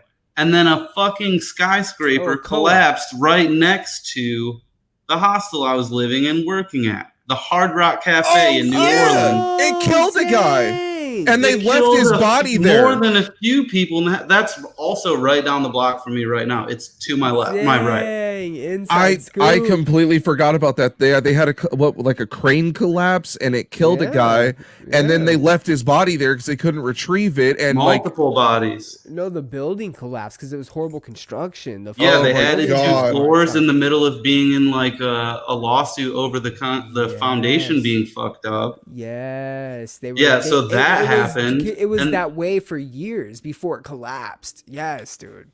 So that happened, and then right as Mardi Gras hit, like 2 parade deaths or something like that, and that hasn't happened in like a long time apparently.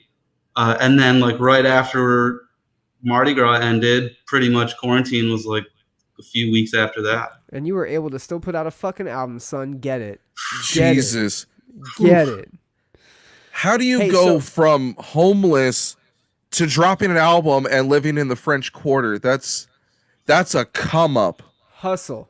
Dude, just inside of the industry, like my career's kind of been like that. Like I'll get a really good break. Like at least not now. Like my shit is sorted. I'm stable. Like for the first time ever. Like good relationship. But like how it would go traditionally is like I get a sick opportunity, and then that sick opportunity would like lead to some sick partying, and then that would get fucked up somehow, or I'd get derailed. But yeah, traditionally at least. So like I had like stopped release. IAA hadn't released in a while. TBC was like dried up as fuck, so no money off that. And then like just New Orleans in general is like you can either get a normal job for $8 an hour, or you can freelance as hard as you can and see where that gets you. So I just like kind of ended up in that pickle. And then like as soon as that happened, they had to put us up in these crazy like apartments, crazy nice apartments in the CBD, like something to do with insurance claim on that whole shit. And then that gave me enough time to like hustle up, feature out, and get at least a little bit of money behind me to get a place. And then I started dating my girl like 2 weeks after that. And then we had 2 places, and I've just been able to like do better since then. In a perfect world, what was 2020 gonna look like? I mean, I Am Abomination was. I mean, the plan to come back was in it for a minute, if I'm not mistaken, right? So we started talking about playing a live show for the first time in years and years. So that was like, and I don't know how serious we were, and we had all like, maybe we were just talking like, if this happens, I'd feel comfortable with doing it, but at least was a conversation for the first time in a long time. Nice. So, with that being the case, you released the album. What was to come? I mean, what is to come? Do you guys have what's next? Do you guys have any, or are there any video plans? I mean, obviously Jimmy Kimmel performances, motion pictures. We have long cycles. Like I think our fans have always just kind of been with the shit, and they know like, it might be 4 years, but they're really patient people, and they like understand like that life happens, and like a lot of them are fans of both Nick Brandon and I in different areas of our career too. So like we're not detached when we have these long cycles. So like we'll ride this out and see what life's like in like maybe, I don't know, a year, maybe before that. I know right now we're doing a bunch of stuff for like re-releasing or releasing stuff on vinyl for the first time. Fuck yes, son. Yeah. Yes, I got to our forefathers and Let the Future Tell the Truth are on vinyl now. You can get those on merch. And I think there's like probably only like 70 of each left, maybe. Bro, all right. Son, already available. Wait, where? Merch now, he said. All right, merchnow.com. Hey man, and let's be honest. I mean, you're business savvy, dude. It's the cycle now is the single, the video, the digital show, or whatever have you, right? And then maybe a fucking another hot track or two. I'll get that done in a quarter and a half, you know, and you can write out an album for fucking ever, you know, like it's so easy to do something now creatively. Is there anything outside of I Am Abomination that you're working on like right this second? Or I mean, obviously the vinyl stuff you're releasing, that's cool. What other creative stuff you got going on? I'm starting a label right now, and I don't. It's really exciting stuff. Like nothing like it exists. I know it's a really important idea, and kind of right now where I am is as soon as I figure out how to fund it, or as soon as I figure out how to fund the first act, I'm gonna pull the trigger on it. Essentially, it's gonna be like the world's first record label that doesn't own a back catalog. We're never gonna sign more than one deal. And every artist that ever completes a contract will own their masters in perpetuity. We're going to set a cap on what we can make off our initial investment. And once we hit that, you own it. We're also not going to withhold payments until you've recouped. As soon as a check comes in off your record, we're going to scale payment to some operational amount for them. Do you have any name in mind? I do. Let me share it. Give me like 10. Just like lie to us and make up a name. I am a record label. It's gonna be called. It's gonna be called One Off Records. Nice. That's good. Nice. And then we have a whole different area of transparency and stuff like that. Like we're gonna publicly negotiate our contracts. It's going to be visible. Like the idea of a tweet thread has come along. I don't think that's how it's going to happen. But any fan of any band is going to be able to watch in real time their favorite band negotiate their contract. When we get to that point, we'll do something crazy for it and figure that out. Piggyback off of Kanye for a real quick sec, man. He was talking about making those kinds of things public in his little tweet tirade that he went on a couple weeks back. I applaud that, man. I applaud that line of thinking, because that's the kind of stuff that I think artists are going to start clinging to with the new age of production and what's going on. Well, people have heard me bitch about it. Like, and now, like nowadays, people are being a lot more vocal about bad labels and stuff like that. But I definitely don't want to be someone who just bitches about something and then doesn't offer an alternative. But yeah, that's like a huge creative effort of mine right now that I've put a bunch of work in. Yep. All right, I got a couple fan questions here. The first one I thought was funny. How make good mouth noise? How do you sing? You know what? I don't know if she means. Let's go with that. Yeah, could be screaming. How to mouth noise. You don't scream. You definitely don't scream. So I love the way she worded that.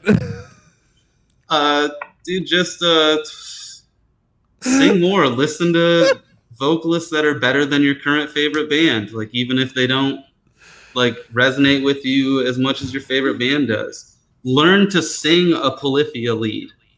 Pick any Polyphia song and learn how to sing the lead line on it, and you'll be fine.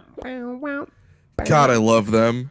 Like, you are not a human if you don't like Polyphia or Chon or shit like that. Yes. I mean, like, you're not even, like, we don't even, like, have the same blood if you don't like that shit. Like, it's just music. This dude, an internet friend of mine always tweets about, like, putting Polyphia on and answering emails. If you haven't done it, you should try it. Like, your inbox will be fucked. Your emails are way nicer. It's legit study music. It's like in the zone music. It fucking vibes, especially when they got fucking groovy. When they got groovy, dude, what are you talking about? They took a whole different. You cannot put a price on a good instrumental album. Nope. That's exactly what I was saying about the album. Every record, too. Every record. And also, like, they're my friends. Like, I stand them this much, like, still in real life or, like, on Twitter. Like, and I would say it about them if they were all shitty people. It just happens that they're great. But, yeah, dude, that band, like, I've been into since I first heard them. Hey, New Devils, New Levels was album of the year contender, dude. Hands down. Yes. Hands down. I never met the Chon dudes, but the Polyphia dudes, definitely super nice, cool guys. I like them. Let's get it. Next question. I think this is are you gonna sign specific genres? No, we're branching out. We're going to do some metalcore. We're going to do some hip hop. We're going to do some stuff in between. I'm really interested in finding an artist that, like, personally, I'm sure we'll sign multiple. We're going to probably aim for 3 in our first year. But I really want to sign someone who can show up in a room with a guitar and it's very entertaining. I'd love someone like that. I'm really into YouTube artists, like Leroy Sanchez. Amazing voice. Tori Kelly started as a YouTube artist. Tori Kelly's so good. She has a Christmas album that just came out. Alicia Cara, YouTube artist. All 3 of those people can just walk into a room, a padded one, like dull sounding one with a guitar, and when they play, it's very entertaining.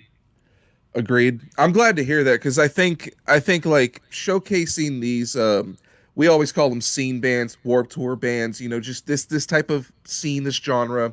It's always great to showcase those bands where like they don't necessarily get radio play, but you also don't want to pigeonhole yourself to where you're stuck with a specific sound and you look at your roster in a year and it's like, oh, everybody screams and does breakdowns. I didn't diversify anything. Yeah, and I just wouldn't want to be like that as a person. Like, I'm sure there are people who only listen to metalcore, but if I was a different person in a different metalcore band, there's no way in hell that I would only like listening to metalcore. Like, there's no room for growth there. There's no idea giver when you're writing a new song. Growth is a good way to put it. You talk about a fucking Rise band, right? Like, you know exactly what that is. There are those those labels that do that, but then you get your you know, your Sumerians or your Equal Visions, your labels. There's a stereotype for every label. Like, oh, they're a Sumerian band, they're a Rise band. No, a Sumerian. It may have died out a little, but there definitely was one for a while. Sumerian gets weird, and so does Equal Vision. Equal Vision has a lot. Just of bands. because Sumerian signed Busy Bone, don't get it confused. They're a metal label. Dude, listen, they're primarily Ash makes moves. He does big movies and all sorts of shit. Equal Vision too. Equal Vision had a lot of artists and like they were on the screamo. Fucking Chiodos. Oh, I mean Chiodos. Paula Troy. Shout out Thomas. Studded Tom, what's up, buddy? Yo, hey, Thomas, come on the show. For a short, brief second. Was on yes, Thomas. He was on the album. I watched, listen, I'm pretty sure I saw Chiodos with Tommy playing guitar, maybe fucking Thomas Pridgeon, and the bassist of No Effects, maybe MXPX, one of them, and FX and X.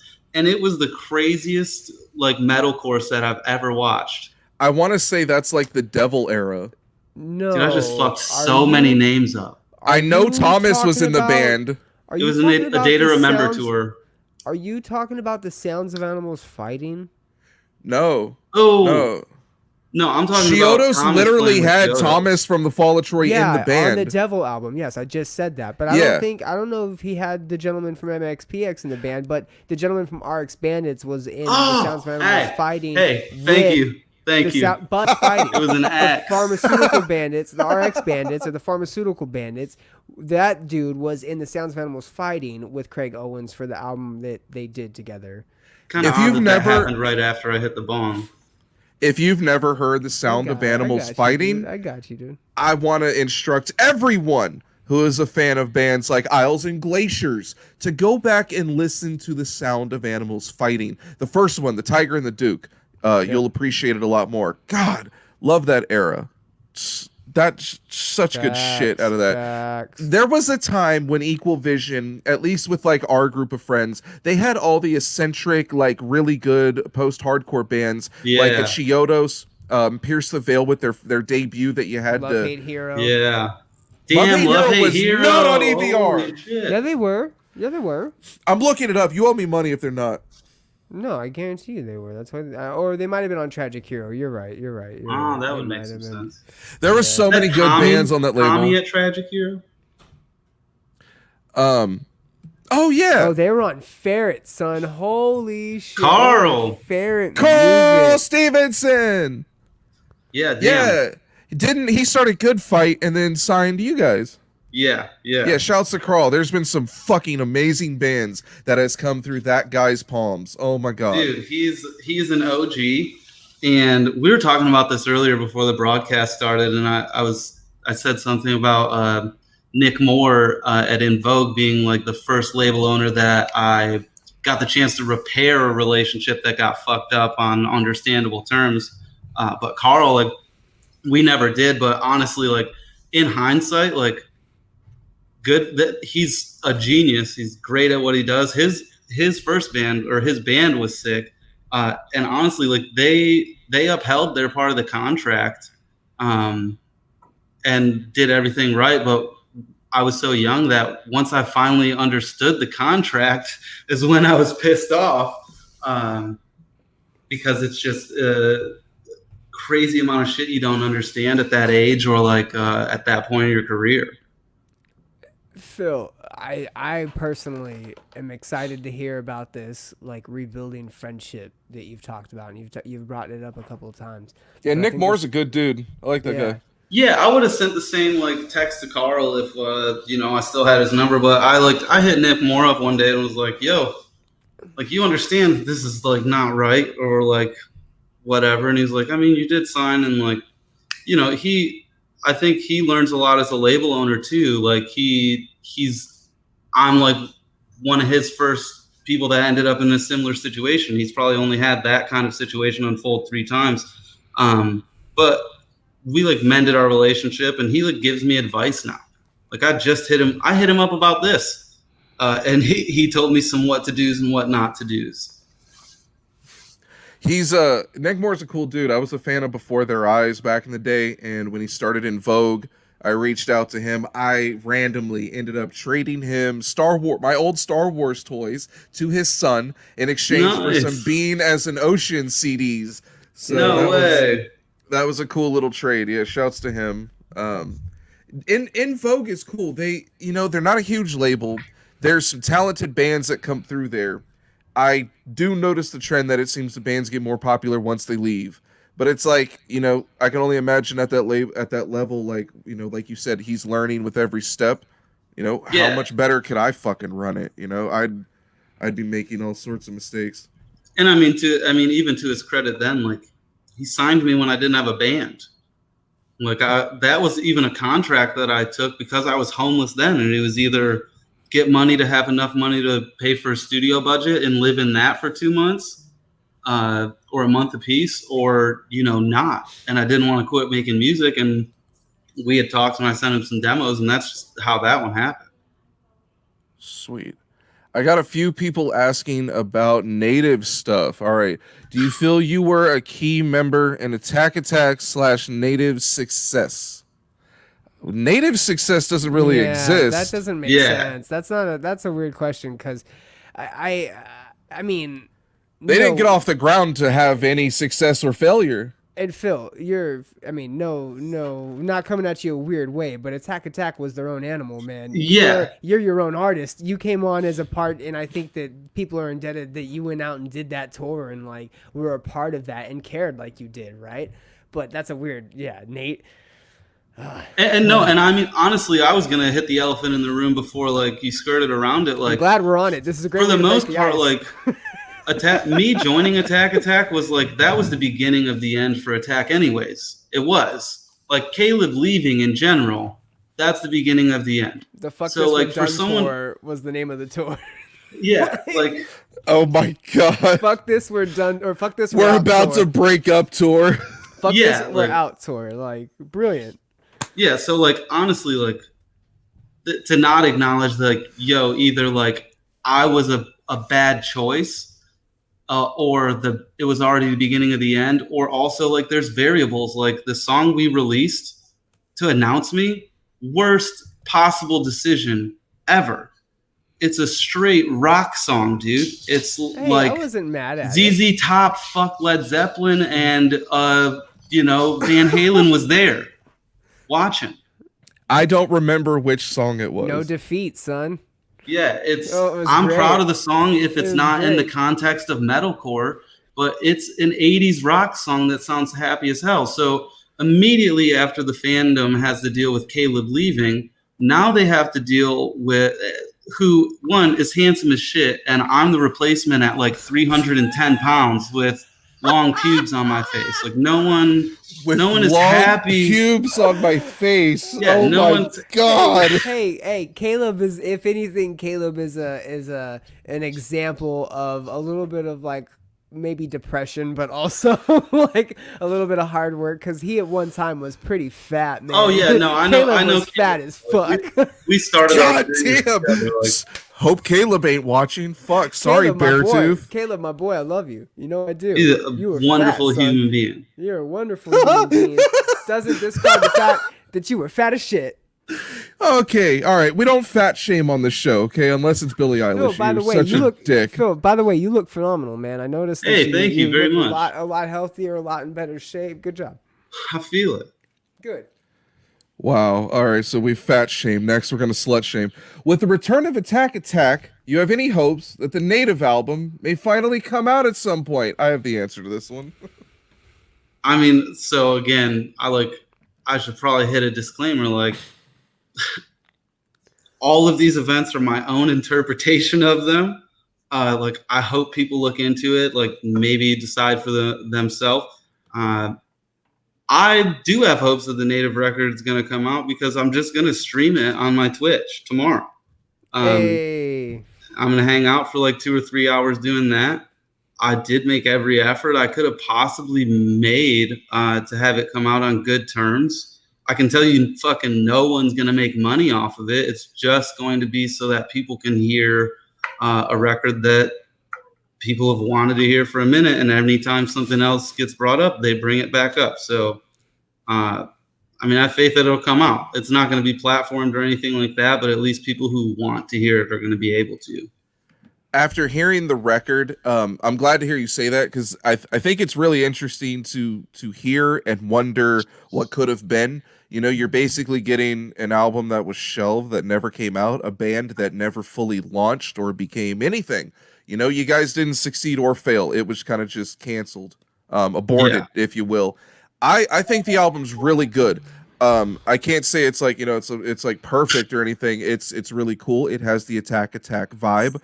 You know, it's you're never far away from a breakdown, and it's kind of groovy. It's a little different because, like you said, there's an Eddie Van Halen type rock song. There's a couple on there that are punk songs. And I think that was a big change from what you heard from Attack in the past. It's definitely a good record that stands out on its own. And it would have been interesting to see if the band had launched and become something. I think that album would have sold well. People would have talked about it. They would have cared about the project. It could have been something. So to know that it had like some promise and you're actually going to, you know, show the music, that's pretty cool. Hey, and by all means, man, I thank you for allowing us to listen to it, because I think that it speaks to your musicianship, because, you know, I liked the Bad Chapter as well. I've always been a big I'm Abomination fan. I think you joining Attack was interesting because the screaming aspect, right? You've never screamed, and there's never been like a real emphasis or need to with the music that you're writing or the music that you're a part of. But at the same time, you're in that dynamic, and you are in that field, the bands that you are associated with, and you bring the aspect that complements screaming in a lot of ways. And I think to bring this album out and to really show what the work was, right? And even though you're only getting a few members of Attack, you're still getting the core values of, I think, what made Attack who they were.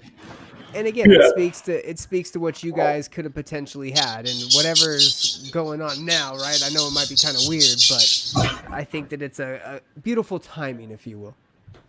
Yeah, I honestly like kind of disagree with just one part of that, though. It's that like those two members, and I love Whiting. Like he stayed at my house when they were on tour in New Orleans. But I think what fans might be latching onto or like think that they might get with a new Attack isn't what was Attack anyways. Caleb wrote 90% of the riffs while Attack was truly popping. Whiting, I think maybe This Means War starts riffing more, and the Native record is the first time Whiting is responsible for every single riff. I think Attack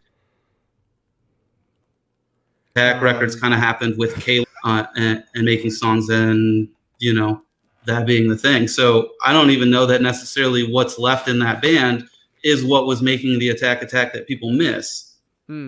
But other than that, I do know that if it's the vocalist that I think it is, he's a kid who's worked really, really hard to get where he is. And he's had a shit ton of bad luck. I really identify with him. So I do hope that people listen to it, like strictly for that kid, because he deserves a shot. Like, not a lot of people would do what he's done in order to even get a shot. You want to give us a little hint? I can't I don't want to influence someone else's career in a way that I would have been pissed off about. It's just a couple dudes on a show, bro. Wow, Brian, you're that guy at a party. You're just she already told you no 3 times, and you're trying to give her another drink. Wetzel's fair game. I would say whatever. I've already made my disclaimer, and most I'll be is cease and desist it. But no, I will say the kid is hella fucking talented. Can you give us a band he's been in? Oh God, you are the fucking worst, dude. You're worse than me. Oh, dude, Was it Jameys I can Elsewhere? tell you that he's already been in Attack. Oh, Brightwell. Come on, bro. What, you think we don't? You think this No, dude, this is actually, that's the best hint I could have given out, because that's going to twist so much shit up.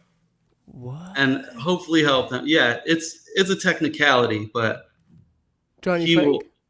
No, dude. Johnny Frank is busy with Bill Murray and not returning my emails. You don't know. Johnny Frank's awesome. Hey, shout I out love Johnny. Bill Murray's tight. Hey, Johnny, email me back, bro. I love you. Put Johnny on. Let's go. Hey, Johnny, come on, Johnny, bro. what the fuck, bro? Come on, I only bro. want to love you, Thickly. bro. Come on, bro. You don't want to come on my show? Friends, bro. Come on, I just bro. want to love you. I just want to love you. Bro, where's Ashley, bro? All right, so I got a few more user. Oh, do we have a lot of fan questions? This is in reference to the label you're starting. So the label hasn't actually started. Is that correct? How, when, where would one submit? How far along does an artist have to be? Oh, that's a cool question. So it exists legally and on paper and with some domains that the dude who's partnered with me on actually is calling me right now. But other than that, it's mainly concepted. It's a lot of storyboard, a lot of tile stuff. So maybe in the next 3 months, I think we'll probably have a realistic thing to announce. We're gonna launch a splash page to start collecting emails and stuff like that tomorrow, and I'll link that on my Twitch stream as well when we're doing the Native record. Cool, man. Playing a small role in a group that had a long run, do you feel you've been betrayed by the new Attack lineup? That's a sick question as well, because it cuts a bunch of the bullshit up. It's such a weird thing to discuss, because honestly, I can't think of an interview right now that I would reference for people that openly talk about it. But essentially, it went like this. I joined a band. I joined Attack. Let the Future Tell the Truth just came out. Shit is tight. I'm offered an equal spot in the band. I'm told I'm an equal business owner. We go on tour. They pay me $1,500 one time, and we do maybe 10,000 ticket sales between the European fest season we did and the one headliner. Shit goes south for the band, and we decide we're gonna have to call it Native. We bring in another guitarist, my friend Will. Tyler's still playing bass, and Andrew. That's when we decide we're setting up all new LLCs. Everyone's an equal owner. Wetzel gets information from us saying that he needs all these key things, and he's going to file the LLC. He never files that LLC. Meanwhile, there's a shit ton of Attack debt in merch, pretty much, to the tune of 50 to 70 grand. Okay. Oh. We finished this Native record. Jesus. Yeah, we're now Native. And talking about release efforts and stuff like that. And we get an offer from a label to advance us 50 grand, give us like a really crazy good looking contract. But the only thing is I just cracked the system on I Am Abomination. No one thought that Let the Future would be a commercial success. There was no reason to release and record a record if you're not touring. But I just figured it out, and I'm making more money doing that than any of the members of Attack are making off their shit because of labels. So I'm like, no, fuck this. My friend Will just watched me do that with IAA, and he obviously doesn't want to. Meanwhile, there's this whole crazy backstory of Whiting and Wetzel being at odds over a living situation, apparently. Allegedly. Yeah. How dare you guys? So in the midst of me and Will telling them that there's no way in hell we're signing this contract, and then using that advance to pay Attack's debt off, Ew.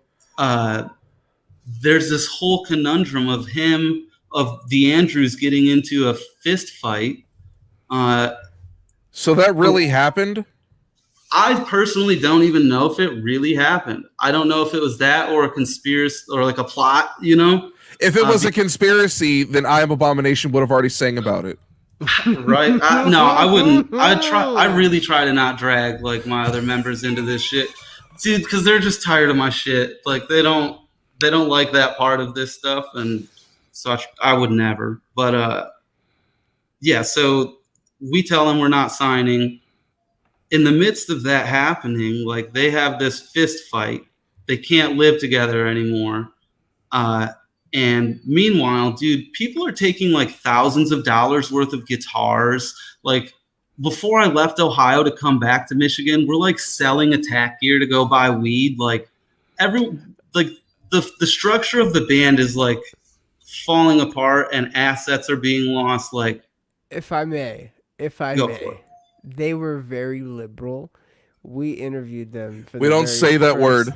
We interviewed them for the very first time right after Someday came suddenly came out, and Whiting just willingly gave me a guitar.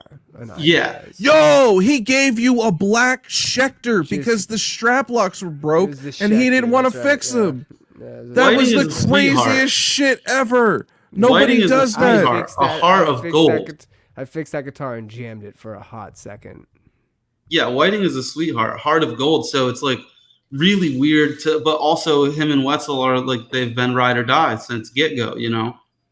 So it's just like a weird situation to navigate, and everything's falling apart. People are running off. Like, so the only thing I can think to grab as this fire sale is happening is the Facebook password.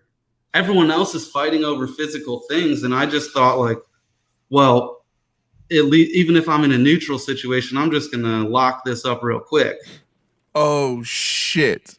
And lock up the socials, like lock them out? Yeah, and I've done that. Yeah, so what up, Kevin? Shouts to Kevin. I get cease and desisted within like 24 hours. I get crazy lawsuit threats. I get a fucking restraining order, like a preemptive filing for a restraining order that is my own band restraining ordering me.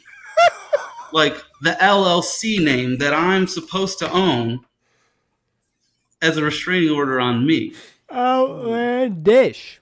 Yeah, so we obviously get into a bunch of like fighting and like shit talkery, and I was like, yo, I just played all these tour dates, never got paid.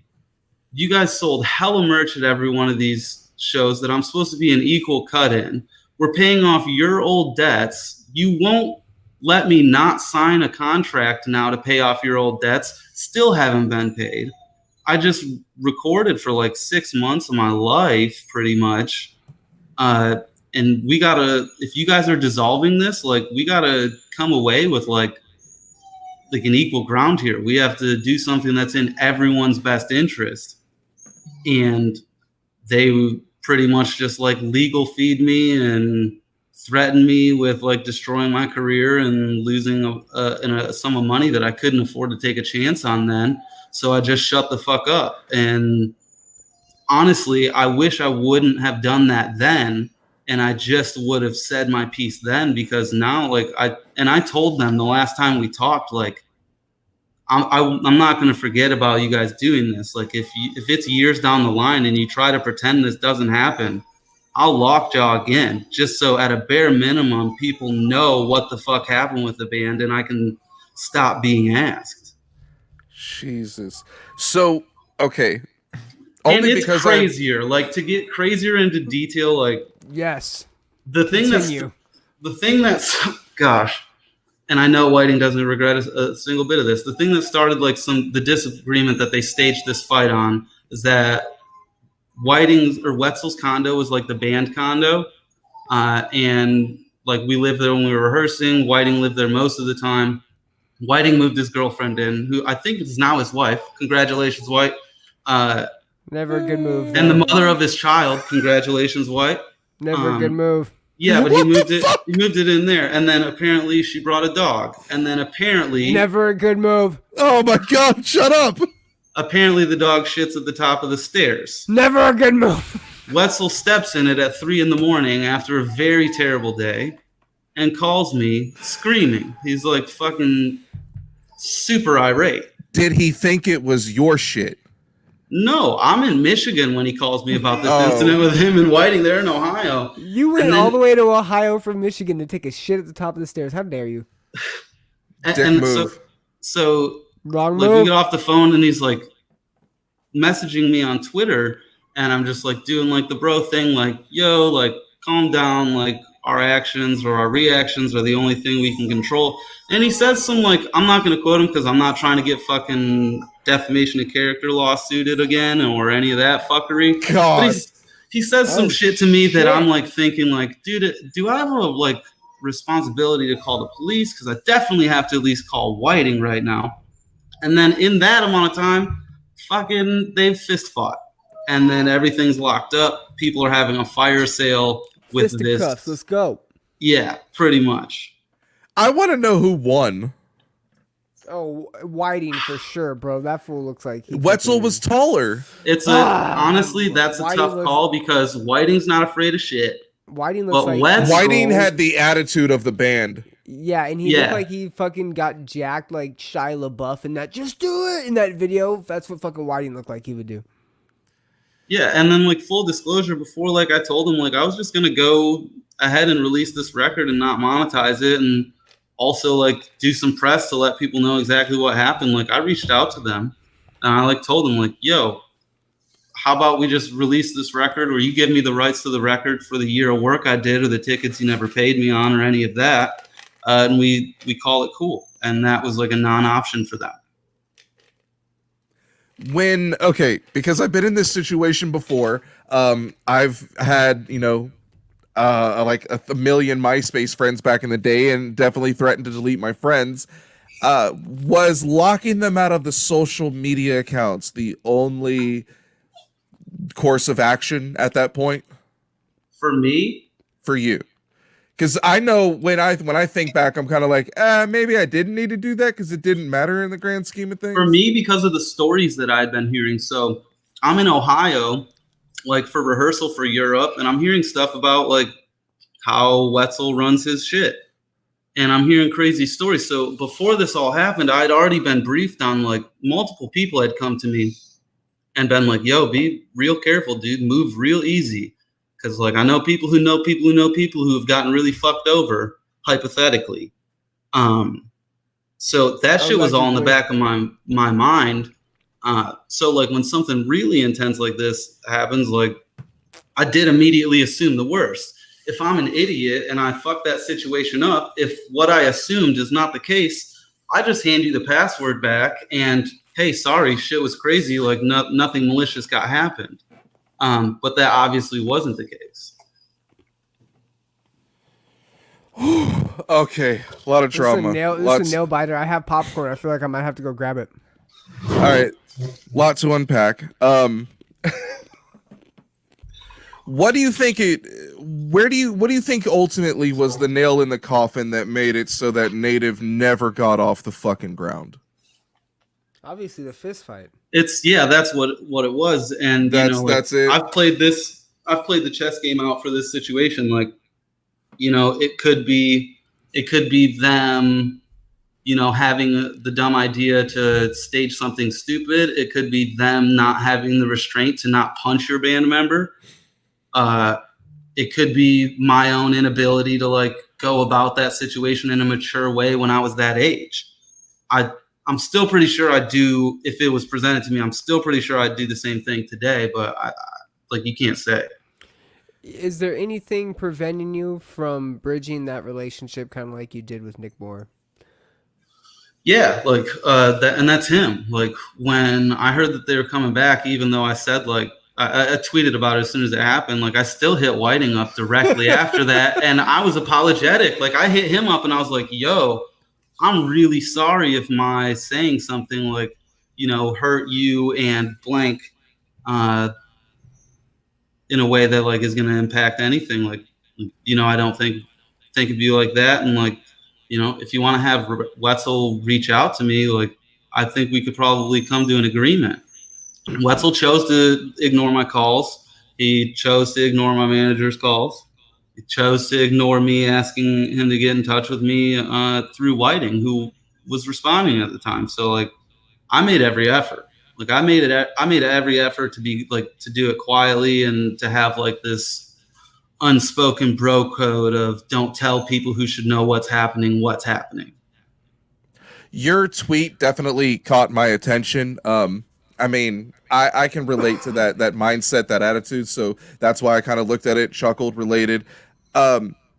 If Andrew Wetzel was to see this, is there something like a message you want to get across to him? We've been trying to get in touch with them to try to interview them for the reunion. I don't know when that's happening. I'm sure he will watch this, and it's still fuck you, Andrew. Like, I'm positive this will get played on his TV. On site.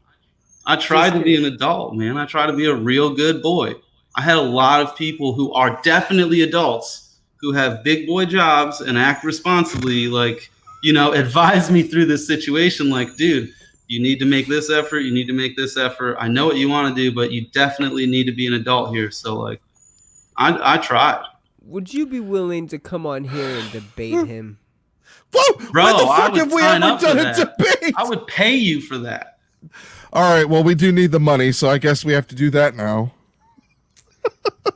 We've never done a debate, and you want to set up a debate? I got it. You're fine. It's under control. And honestly, like, yeah, Phil, wait a Phil, second. Phil, wait a second, because I have like. Do you trust me to run the debate, Phil? Oh, shut the fuck up! Shut up! Like, again, I'm trying to be as transparent. I'm trying to be as transparent as I can be here. Let us hear it.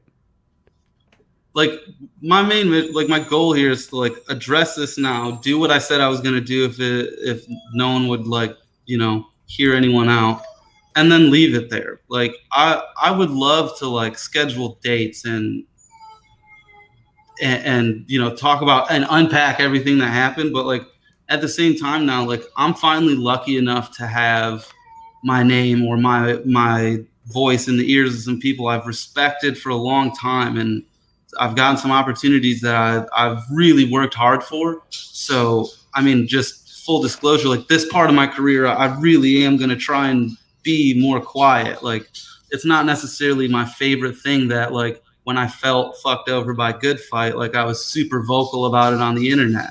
It's not necessarily like my favorite thing that I trash Nick Moore like I did.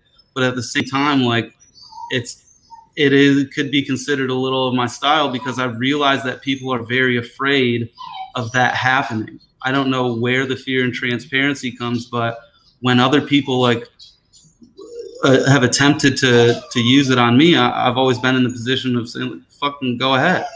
I do coke on the internet when my life's real bad. I talk about every bad thing I've ever done.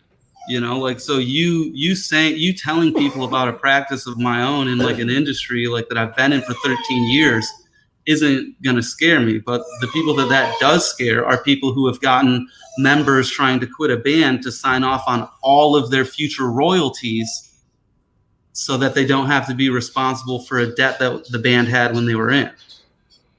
You know, I don't have like stuff like that to worry about. Just about every musician, and mainly rappers that tend to go off on their record label after the fact, they all tend to regret it afterwards. I mean, look at Joe Budden. He did a song called Def Jam Diss, and the next day Def Jam released him. Surprise, surprise. And I know that about myself too. I know for a fact that almost every single time it gets to this point, or has gotten to this point in the past, I have done and said something regrettable. Like the situation itself is regrettable, and that's just like something you have to live with. Like, and it's unavoidable. Like if you think the only route out is to just, in this case, release a record and tell people what the fuck actually happened, then you take it. It seems all the previous members had either supportive things to say or no comment on the new lineup. How do you? That's not a question. How do you feel about it? Again, like I cover this. Like I despise Wetzel. Whiting is a sweetheart. I really want this to be successful for him. I hope the fans I hope they've come together with something that just like blows fans away, and especially for the dude who's going to be singing. Like he had, like I thought I had a crazy story getting asked to be in that band, but like the dude who I think is the vocalist, who I'm like 98% sure, he's done things and had to live in ways that like I don't know many people who would do that to get to their goal. I know who it is. It just hit me. Wow, okay, you're fucking smart. Shouts to Wendy Van. She said she's going to catch the rest later. Thanks for sharing insider info. I'm glad you caught on to that, because that's what we definitely try to do here, to bring you something interesting. Brian? If I guess, will you let me know if that's who you were thinking? Oh, here we go. We're going to ruin it all. In chat. Okay, cool. Oh, so this is fucking perfect. Stupid. No, I'm really serious about that. Like I'm on a mission to like make that right and get what I didn't get when I did the work that was done. But I don't want to like affect anyone's career negatively or anything like that. Brilliant. You're smart. Yeah, I definitely don't want to be in charge of ruining someone's career. Shouts to Wendy Van for being a loyal listener / And I don't know that it would ruin his career. I don't want to have an effect even like that. It's in there for you. And how do I click on chat? It should be on the. Yeah, there you go. And if that's correct, just go ahead and give me a nod. No? I've never even heard of that band. And you got his name wrong. That's not the screamer from Sycamore? His name's Jeremy. He's a badass. Jeremy. Dude, wow. James. I fucked the James. Josh, Justin, Jeremy. Let's leave the guy that actually has a band to know band dudes' names. Well, because he also did the farewell tour with you. Did he not? He was the screaming portion. Yeah. Yes. Yeah. And when you figure out, I'll double back and message you after it's announced. But like, when you figure out, like, it's it's hard. I'm not that smart, so I can't be certain that I won't give it away. I'm gonna start digging, son. Here we go. In Search for Ourselves wants to know, when and where are you going to share the Nativ album on Twitch? Oh, on my Twitch tomorrow. Let's call it for like 10 p.m. or 9 p.m. Central. And my Twitch is just twitch.tv/he ain't right. He ain't right. That's pretty easy. Nice. I probably should have just made it my name. I like it. Oh my God. What kind of dog you got, man? Yeah, your dog wants to go outside, bro. You want to bring Hold on, let me get her. Get her. I was like, I've heard this dog like crying to go outside for like the past like 20 minutes. I'm gonna figure out this fucking vocalist, my guy. Look at the baby. Who's the baby? Oh, you are a snuggy little pup. That's the baby. Yes, she probably is tired of us keeping her up. Is it midnight there, my guy? Yeah. Bro, he's on the same time zone. Yeah. That's right. You're only in Louisiana. Well, I'm gonna segue miserably out of that and say, because of all the subject matter in every I Am Abomination song ever made, what are some of your favorite conspiracy theories? Oh man, the moon landing is like my favorite one because, like, as an adult, I don't feel that good about it. Like, we probably landed on the moon. That's one false step, son. Yeah, I know. One time, like, I had a friend. That hit a nerve, dude. I don't know what it was. That just hit a chord. The way that song came out, it hit something. Because yeah, as an adult, you don't want to believe that the moon landing is fake, and I don't. I believe it was real, but it's been proven that they've faked some shit about it. They faked some footage. They faked some fucking, and it was all promotional shit. But still, we were in a race to get to the fucking moon before the Soviets, and we lied. We were desperate, and we lied about some shit, my guy. Come on. And that's why when they're like, dude, I wouldn't be surprised if they were like, hey, guess what? We lied. I'd be like, the fucking, no shit, you lied. Fucking, you think Mythbusters can back you up? I saw the Mythbusters episode where they try to fucking disprove the conspiracy theorists. Dude. Shauna Garcia doesn't think we went to the moon. My grandfather worked on parts of the rocket ship back in the day and says there is no way we went. Sure she did. Yeah, okay. It's basically like, nah, he built that rocket and it was only made of cardboard, so I know we didn't make it. Booter. I'm not booting a fucking listener, you dick. This is a long one. Oh man, that's an easy one. The fuck is the question? Why do you spend so much time fighting over a band you were in for months when you were a founding member of I Am Abomination? He just explained himself, Justin. How about you fighting over Buddha? It's not like Buddha. It's not like you're fighting to get back in the band. Yeah, like I wouldn't. And that's kind of just like part of my personality. Like I'm stubborn as fuck.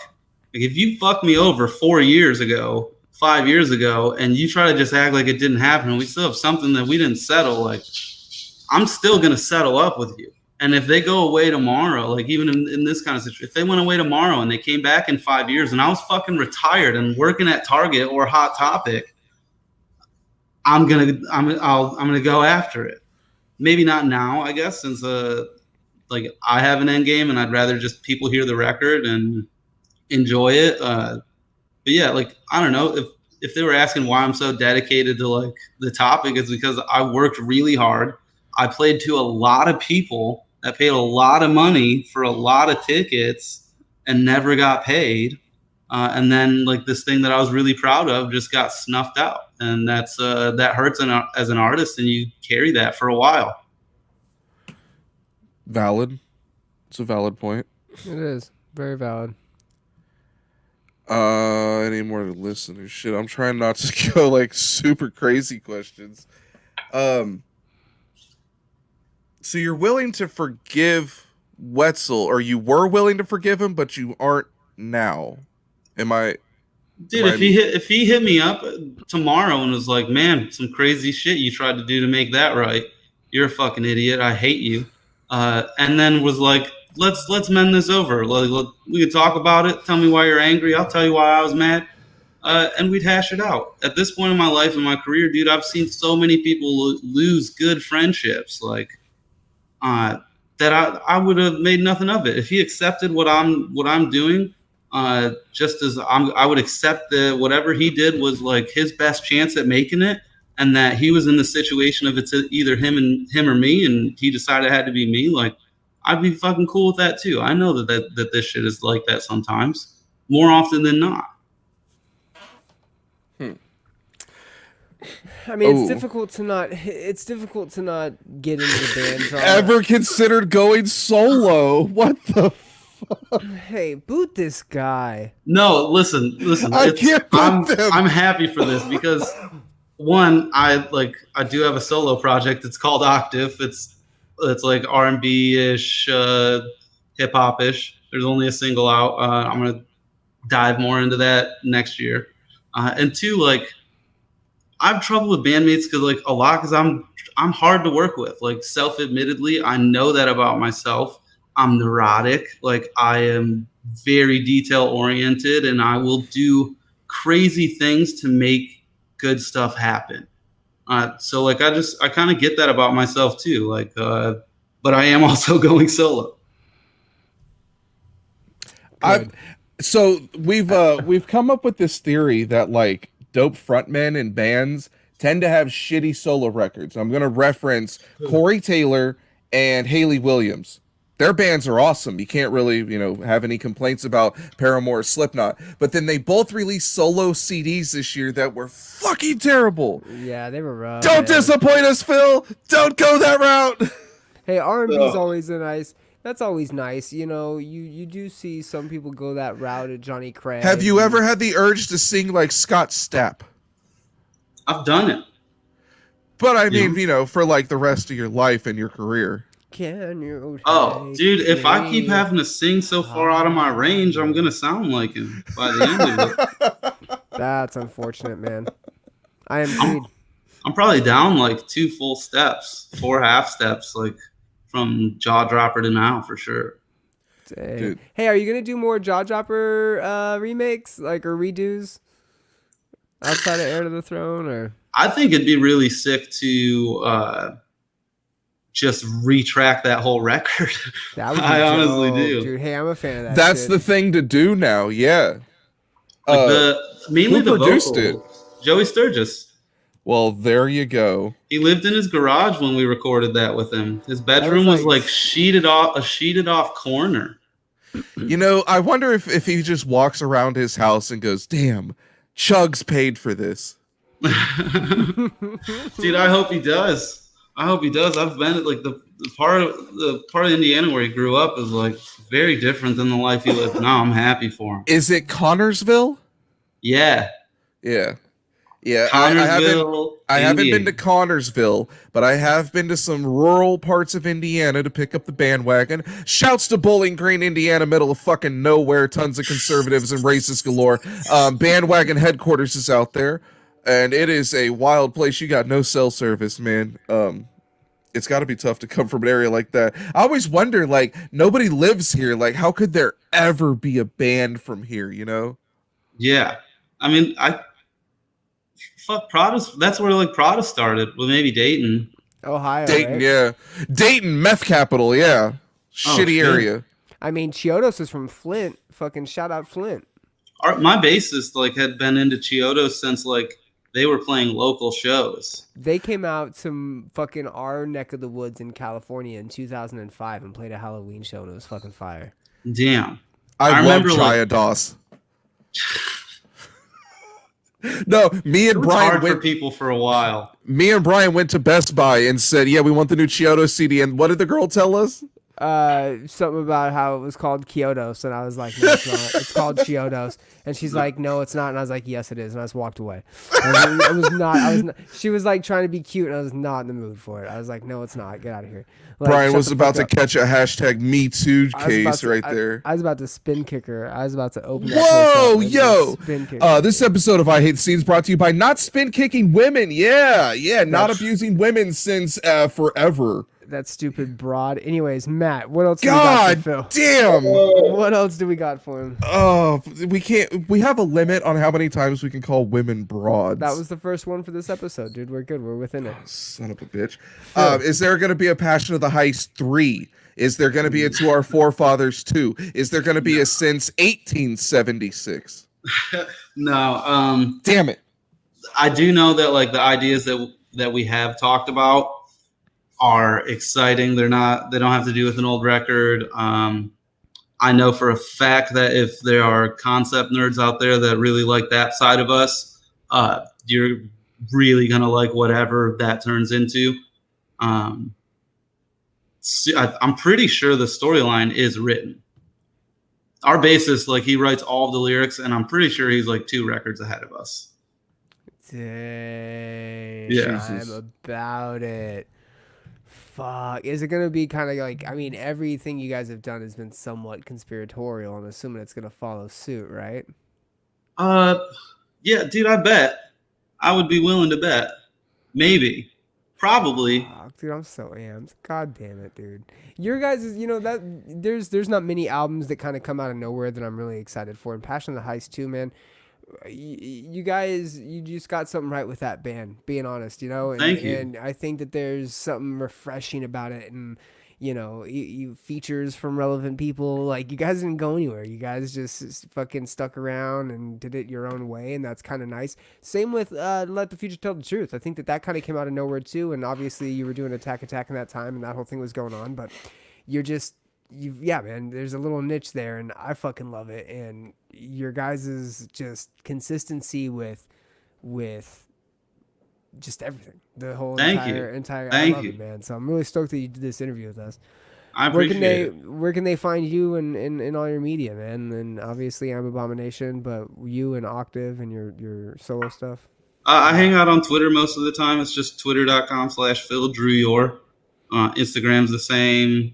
Tomorrow, like what we say, 9 on twitch.tv/he ain't right. We're going to do some streamings. Cool. And hey, it's a phenomenal album, guys. Tune in and check it out. Share us the link too, man, and we'll share it out. But you guys have to tune in, listen to the Nativ album. It's quite possible that album may never exist anywhere else, so you better go to his Twitch and check it out. And I don't think it really might be that kind of thing, because I have the feeling that like I'm going to get some texts or emails tomorrow, and the possibility of like, yo, just do this and shut the fuck up forever. My lawyer's been calling me this whole episode, but I didn't pick up. It's a piece of history, guys. Fucking for sure tune in. Okay, so I don't want to be a dick and ignore this question because they've been cool the whole episode. So, In Search for Ourselves wants to know what's another artist or singer you'd love to have feature on a future album. Dude, if you say Youngblood, I'm going to disconnect. You're getting booted. Oh. Like, your answer better be good, or you're gonna get booted. So you better just think hard. Let me think. Let me think. Okay. All right. Or make it really bad. You'll get booted. Okay, so I had the idea. I worked with this reggae artist named Collie Buds. He makes really good reggae records. I suggested he should collab with Jimmy Buffett. Oh, mine's Dr. Dre for sure. Dr. Dre. Yo, that could work though. Dude, he's a man. Yo, I actually have an argument for this, dude. He's a hell of a producer. No, I'm with it. I can't boot him for saying Dre. Do you listen to Anderson .Paak? Oh man, Anderson .Paak would be sick. Yep, okay, well, you're welcome. Send Dre an email. That would be sick. You know, if y'all were just a duo, Anderson .Paak and Phil. Dude, I'm so not worthy. I would I would get him water all day, or I would get I would personal assist him, but like I don't know if musicians have water boys. Dude, I would be one. I'll wear a uniform. They usually just have a fluffer or two. Yeah, they go. Yeah, they do. Girlfriend might have some problems with that, but I'm sure we can negotiate. Oh man, this has been wild. We've definitely talked about some beef today. Yo, check out the Nativ album. Check out Phil's stream and check out that Nativ album because it's fucking fire. I appreciate it because I can hear the attack in it. I love it. And I can also kind of hear like a new band that never really got to happen. And so that's cool to think about. Did you guys know Nick Sampson produced it? Yeah. Okay, I didn't, but I did know that Nick Sampson's obsessed with necrophages. Oh, yeah. Yep. Yes. I think his old AIM name was like Necrophagus or something. Yep. I was like, oh, this guy must know how to really play guitar. No, Nick's cool as fuck. I like his work. He's done some cool records in the past. If you are looking for me, if you want to get my review on the Nativ album or hear how much I don't like Moths to Flames, you can check me out on Instagram at iHateTheScene. Twitter, I have this awful name, IHateThe Scene, because some dumb son of a bitch stole the actual username I wanted. Fuck you, Harry Thompson. How dare you? You gotta pay him. Yeah, you gotta pay him. No, I tried to pay him. He didn't respond to my messages. He's too busy doing coke. Piece of shit, Harry Thompson. Stupid cokehead in Hollywood. Twitch.tv/iHateTheScene, Facebook.com/iHateTheScene, YouTube.com/C/iHateTheScene. Please, for the love of God, rate, review, unsubscribe, resubscribe, then subscribe again, tell your mom to subscribe, then unsubscribe her, then resubscribe, then review, then unsubscribe, then resubscribe, then re-review, and that way we'll get good numbers. Without that, I can't afford to feed my children that I don't have. Brian, they can find you at these shitty names. You also eat box. I eat box. You know I eat box. Shout out box eating. You know he eats box. And my podcast where I discuss Kanye, the meaning of life, conspiracy theories, music, weightlifting, fitness, other things like that at The Common Chaos on Instagram, The Common Chaos on Twitter, commonchaos.net if you want to go and listen to some podcasts or wherever podcasts can be found. And you can find my personal accounts at Of Brian Of Death right down there, and then under my name at some point. Matt, that's great. That's just fucking wonderful. Yeah, that's great. I'm so excited. I'm definitely tuning into the Common Chaos podcast. Next week, I guarantee you, we are going to have an interesting band. We're going to talk more about eating box. Shauna Garcia says you should change your handle to @Boodum. I think you should change your handle to I Eat Box. Yep, Justin Jack eats box. Shauna, you eat box? Oh my God, yo, a little inappropriate. All right, so Brian, what were your top 3 workout songs? Oh no, that has flown the coop, my guy.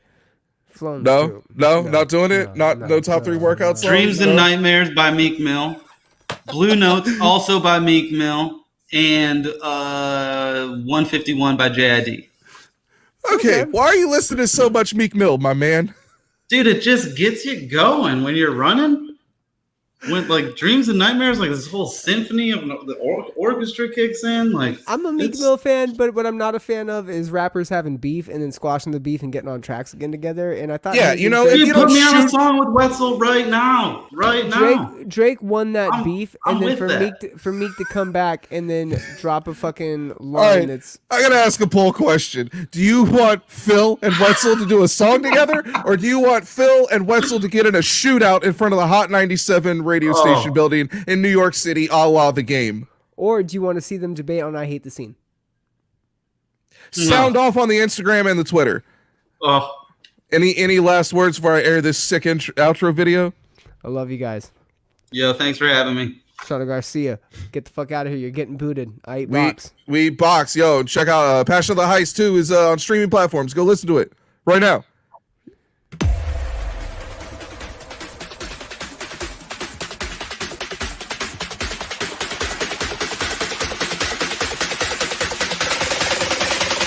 I knew I was fucked.